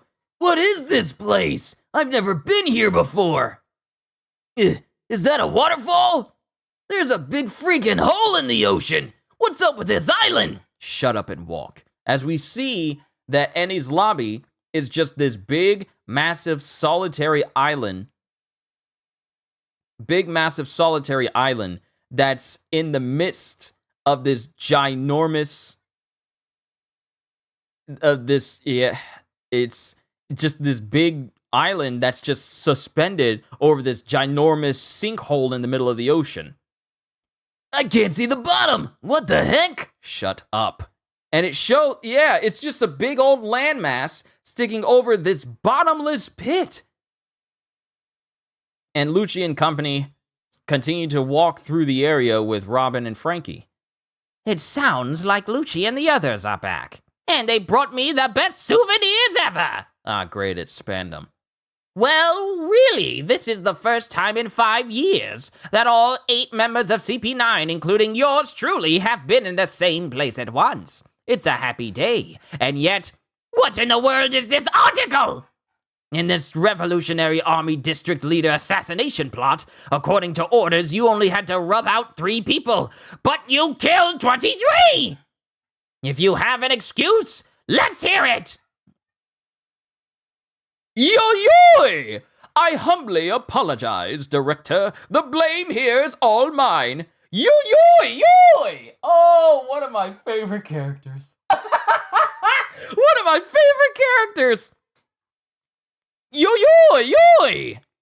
Shut it, Kumadori. Men shouldn't bow their heads so easily. As it cuts to this man just flipped upside down, bowing his head with a long staff on his back. Stop it, Kumadori. Men shouldn't bow their heads so easily. I'm about to explain what happened to the director, so just settle down. And we get introduced to Jabra, CP9 Master of 6 Powers, and Fukuro, CP9 Master of 6 Powers.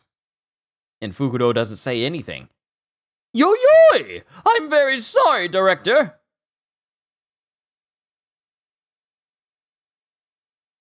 I'm very sorry, Director. I'm making sure I'm reading these panels correctly. I'm very sorry, Director. In this sad situation, I'll slit my belly and take responsibility. Kumadori, CP9, Master of 6 Powers. Don't be an idiot. It's not like that, Director.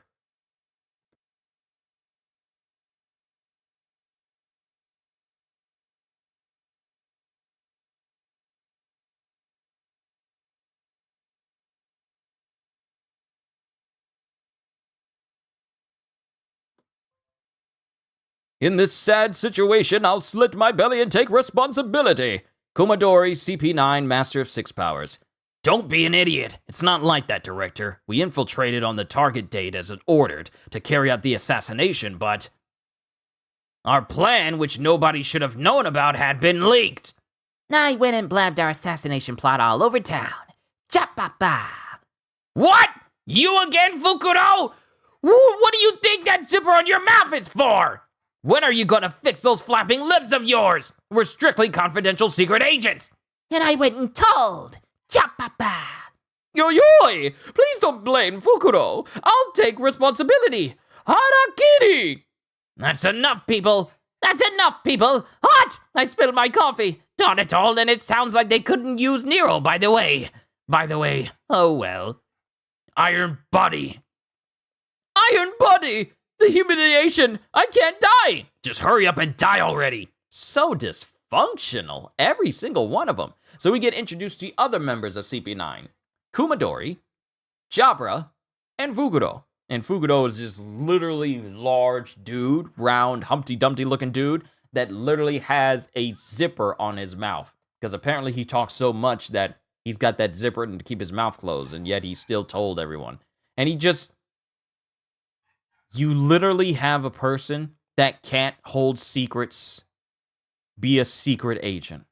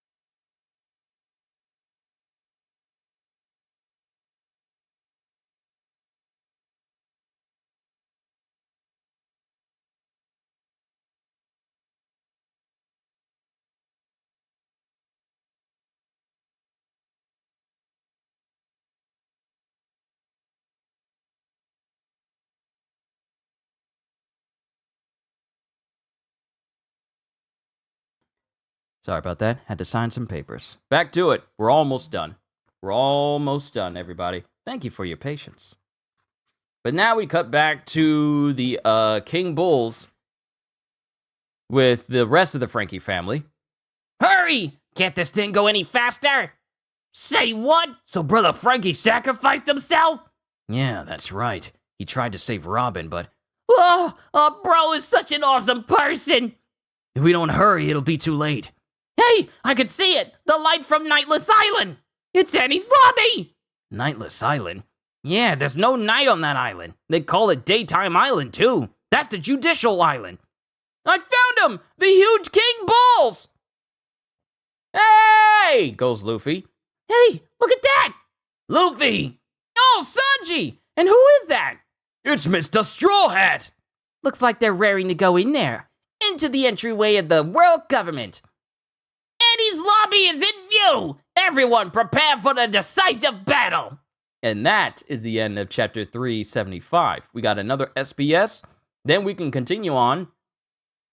We can continue on with chapter 376, then 77, and then we're done. Question. I've got a question. Of course, this goes for the main story as well, but sometimes the titles of each chapter of One Piece brings tears to my eyes. Like the title of chapter 292, To Meet, like the half moon hidden, to meet, like the half moon hidden by clouds. I thought it was just a haiku about the moon, but it also expressed the situation surrounding Jaya Island and the Shandians. I'm a complete sucker for unexpected thrills like that.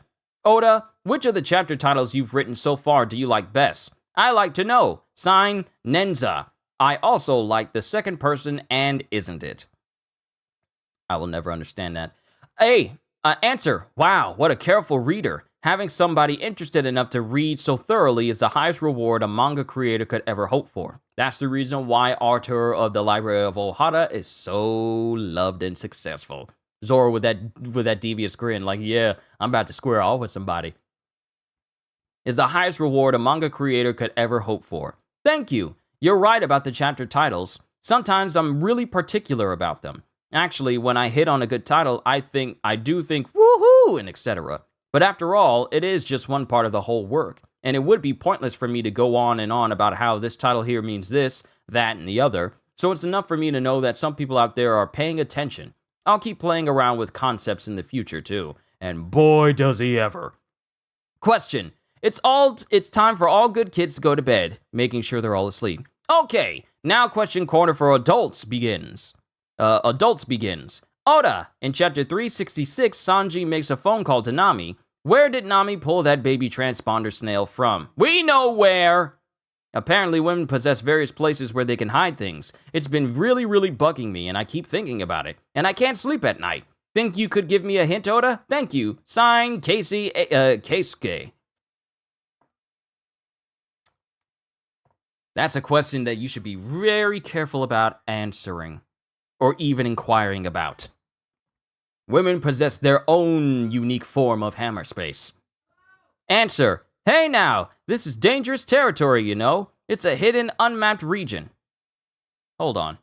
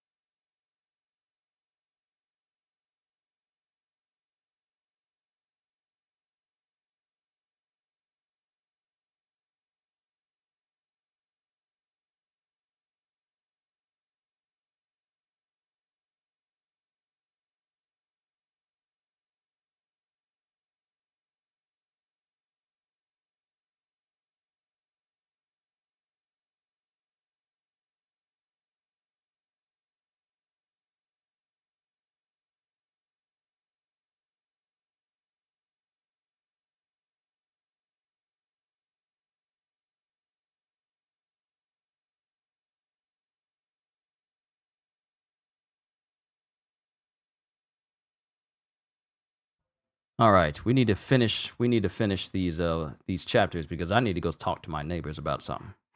So, yeah. It's a serious thing, so as soon as we get done here, gotta go chat with my neighbors.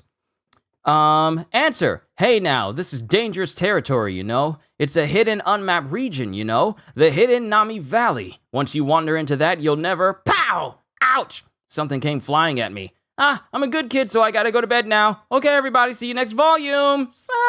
And he's pretending to go to sleep, but he gets hit again. Chapter 376, I got it. Miss Golden Week's Plan, A Baroque Reunion, Volume 14. Hina strikes! And it shows that Hina is already trying to apprehend Golden Week and those with her. She's already got Valentine bound up, but 5 is trying to dodge away from her. And now we cut to Sniper King. Sniper King? From Sniper Island? That's correct. I am a friend of Mr. Usopp's. He asked me to lend you a hand in these circumstances, so I'm here. So here I am. He's a hero! I thought he might be because of the cape. Awesome! I've never seen a real hero before. I see!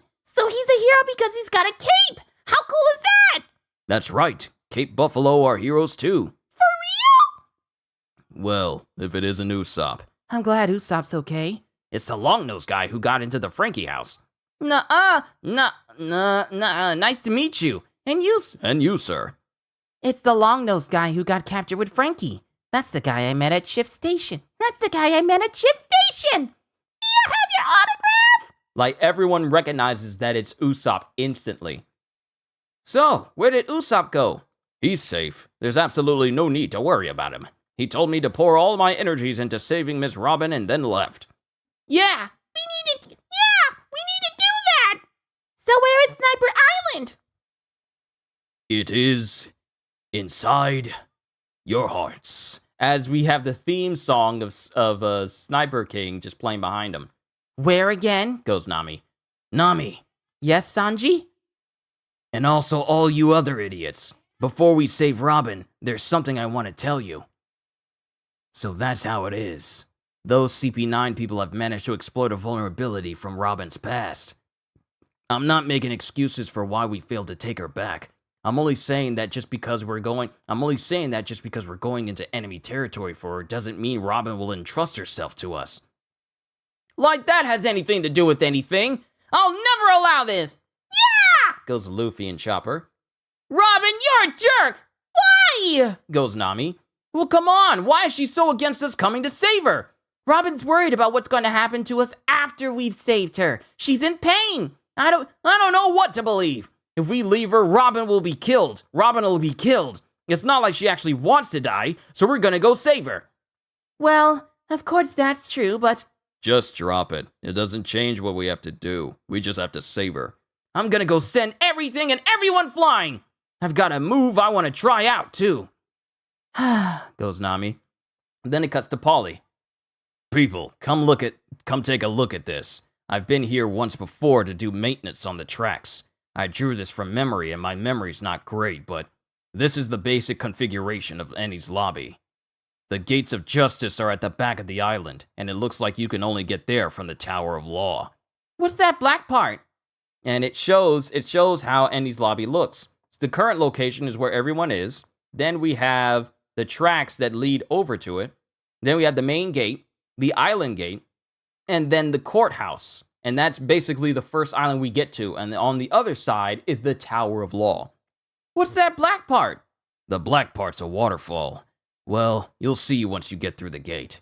In any case, if we can't take Nico, Robin, and Frankie somewhere on this straight line from the main gate to the gates of justice, we'll lose. That said, even if we all rush the island, the only ones who can actually win against CP9 if they run across them are you guys. After riding on this train with you, I got a real clear picture of how strong you are.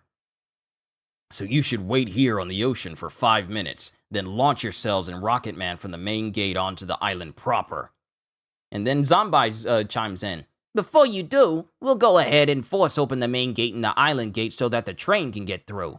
After that, never mind how many of us get taken out. You just go straight ahead. We've only got 60 men here. The enemy's got to have more than 2,000 or 3,000. You Straw Hats need to avoid pointless fighting. Just go straight after CP9. Right, I've got it, says Luffy. We'll see if he does. And then Kokoro chimes in.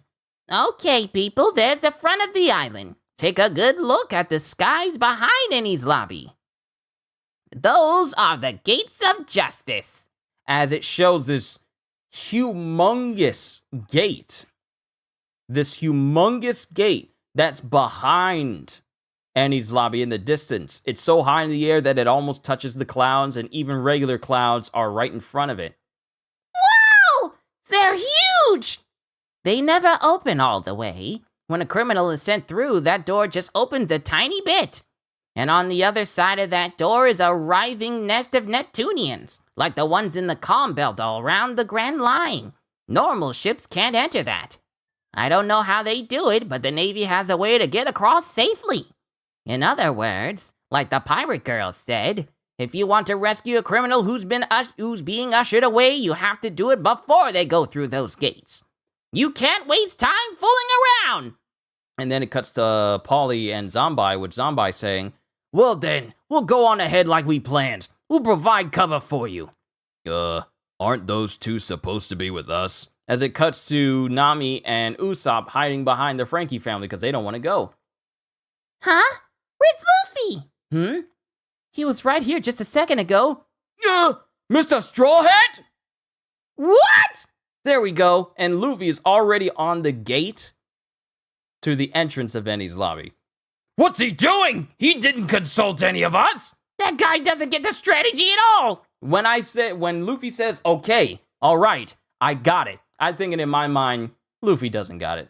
He doesn't got it. And I wanted to say that out loud, but I was just thinking, like, let's wait for that moment to happen. And it has. It was pointless. He did say I got it, didn't he? The waiting for 5 minutes stuff. He can't do that. I guess not. Gah. Impatient, isn't he? Go, pirate guy! Get on! Don't fall behind, Sadamu, Gamora! Climb that iron fence and force the main gate! And then everyone's just screaming, Yeah! Come, rocket! and then all the Navy officials look at where Luffy was, going, huh? What's that? Huh? Something just flew. Hey! Whoa! What the heck is this place? That's an awesome hole! It's like the island is floating! And then, everyone starts firing at Luffy. Huh? There's somebody up there! Ah! They found me! It's an intruder! Shoot him down! And then Luffy jumps over the gate. He got inside the gate! This is main gate. Main gate calling. The director and island gate. As Luffy just starts running through the area. What is it? What's going on? An intruder got over the main gate and is sprinting towards the island gate. What? Just one intruder? Big deal. Calm down and get rid of him. No, you see, this is island gate. We've confirmed your intruder. We'll finish him off immediately. Don't worry. Make sure you proceed with caution. Unless my eyes deceive me, that kid is Straw Hat Luffy! Hey kid, stop this nonsense. Don't you know what this place is? And Luffy just runs up and just kicks both of these dudes directly in the face. Hey, wait! What? What did you just say just now? We think he's got a bounty worth 100 million. The pirate Straw Hat Luffy! Where's Robin? Huh? Several reports coming in from the main gate. Where is Robin? As Luffy is just going ham on everybody nearby. A gang of suspicious persons in a coach pulled by monsters has overcome the front iron fence, requesting backup. And it just shows the Frankie family just ransacking the whole place and then just proceeding to make a mess of the main gate. Requesting backup! What happened? Gatekeeper, come in! Come in, Gatekeeper! What's happening out there? Goes Spandam. What is it, Nico Robin? Keep moving. Are you all ready? Oh wait, this is Kokoro going, Are you all ready?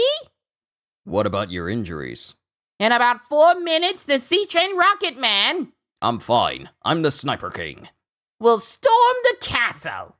And that is the end of chapter 376. Onwards to the last one, 377. The big showdown on the Judicial Island. Annie's Lobby, Island Gate. Excuse me, but do you think you could let me through? No matter how politely you ask, I can't allow that. Okay then, better brace yourself, you darn pirate.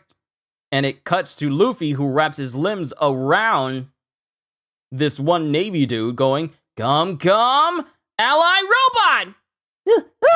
As it cuts to Luffy using this guy to, shield himself, but also knock around other Navy officials as well. Hey, that's fighting dirty! We can't touch him now! Ally robot punch! I'm sorry! Ally robot kick! I'm sorry, sir! Would you knock it off? Your back's wide open! And then Luffy jumps off of this dude, and he gets hit in the back instead. Oh, man. Oh, no. As he's standing on the head, as Luffy jumps up in the air to avoid getting cut, the guy gets cut in his place, and then he lands on the head of the two dudes that try to cut him, and they're all like, oh, no, it's over. It's over. It's like the battle droids going up, seeing Anakin Skywalker, and it's all like, there's more of us as there are of him, and he's all like, it won't matter. It's basically like that, as he slams both of their heads against each other. That little, and then Luffy is just steadily dodging everyone's attacks and just knocking everybody out. Finish him! He's just one unarmed man! Clearly not noticing that he's basically bodying every single person he's come across. And Luffy proceeds to just beat everybody down, and then flips into the air and grabs onto the gates that lead to the inner part of Enies Lobby. Ugh, how can he be so agile? I gotta hurry on ahead, okay? There'll be other people coming, don't worry! See you later! And then Luffy just flings himself to the top of the inner island gate. Huh? Hey, wait! He got through! Get inside the gate, hurry! He got onto the main island! This is Island Gate calling the director. You let him infiltrate the main island? What the heck is going on? What about Oimo and Kashi? Did he take them out too? No, it's the middle of the night right now, so they're asleep. Is this any time to be sleeping? Wake them up! Wake up all the guards who are asleep on the main island! And mind you, Fukudo, Kumadori, and Jabra are still inside the office with Spandam. I don't see why you gotta shout so much over a few little intruders, Director. You've got us. Don't talk nonsense! The Island of Justice is the entryway of the world government, and it bears its sacred insignia. Any idiot should understand what it means to attack this place. And they came all this way to the main island, just to take back one crew member. It's an embarrassment. The Straw Hat Pirates and their associates must learn not to underestimate us. Enies Lobby, main gate. Gatekeeper, describe the situation. Gatekeeper! How many enemies are there? Where are they now? Come in! Gatekeeper! Then, because it shows the Frankie family fighting all the government agents and the Navy soldiers there too. Rope action. Figure 8 knot. And using his knots, Paulie punches a whole bunch of people in the face. You always keep forgetting Enies Lobby takes place at night, but due to the unique topography of the island, it's just shining day. It's daytime. It's just pure light. Now, it doesn't necessarily mean that it's daylight that's showing down. It's just that the entire island is just shrouded in light that never changes. So even if it's pitch black and dark and storming out, as soon as you get to Enies Lobby, it's always clear. Always. The One Piece world is weird. Bazooka bat! And it cuts to Zanbai hitting another individual, hitting a person with his bazooka. No need to waste bullets yet. The key should open that door on the side. Open the gate. Right. Don't let them open it. Yari. Don't let them open it. The key should open that door on the side. Open the gate, says Paulie. Don't let them open it. Cuts to another Navy soldier. And then Mozu and Kiwi slash this dude. You're in the way. Mozu, go left. Roger that. I won't let you go. Whoa, there's a cowlick coming out of my nose. And it cuts to like a weird cowlick coming out of this dude's nose, and he gets distracted by it as Lulu jumps over him and cuts him, going, "Don't get distracted." And then Tilestone is grabbing some other people, going, "Heel breaker!" And he just grabs these 3 dudes in a massive bear hug, and they both just get squeezed with absolute resounding force. Then it cuts to the 3 giant individuals, very tall people that were riding with the Frankie family. Open the gate, mighty destroyers! Yeah! Don't let them open it! Guard it to the death! Move! You're in the way! Storm the gate! And then the gates open. We broke through the first gate! All right! Whoa, what the heck is this hole? Don't even look at it. Go forward. Run to the island gate. It's a waterfall. They opened the gate. They opened the main gate, Oimo. Yeah, mustn't let them do that, huh, Kashi? I don't want to get up, but it's work. Let's go. And then Oimo and Kashi are the 2 individuals that Spanna was talking about. Let's go. And they land directly in front of the Frankie family and everyone else. I haven't had enough sleep. I want to chase them off quick and go back to bed. Kashi, Annie's Lobby Island Gatekeeper. Oimo, too.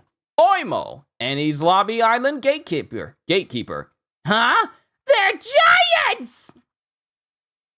And then it cuts to Luffy, who's in an entire town, a whole town, just filled with government agents and soldiers. Hey, Straw Hat Luffy. How many dozens of your cohorts did you bring? There are 10,000 soldiers on Annie's lobby. Yeah, I'm by myself. Get out of my way. And Luffy's just face to face with thousands upon thousands of government officials preparing to fight him, and he is ready to fight them all. But we're done, ladies and gentlemen. That is the final chapter of this volume, and we are done with volume 39 of One Piece. This is where I'm going to call it a session. I got to go talk to my neighbors because somebody needs to give them a stern talking to, so I'm going to head off and talk to them. But to everyone here, thank you for your patience. This was a fantastic read. We are done with Water 7, and we officially move into Annie's Lobby. So, the good parts about this story are showing up, and tomorrow, like I said, I'm going to be doing my One Piece read through earlier in the morning, so that way I can go out and get my copy of Final Fantasy 16, and then we can spend a little time with that game. But we'll cross that bridge when we get to it. To everyone here, all I can say at the end of the day is, hope you all enjoyed. Can't wait to see you all in my next video. And if you enjoyed what you saw here today, then like, subscribe, and share this stream with everyone you know, because the more the merrier. Because I am always looking forward to entertaining you. So have a fantastic day, and once again, as always, later, peoples. Woo! I'm having me so much fun with this.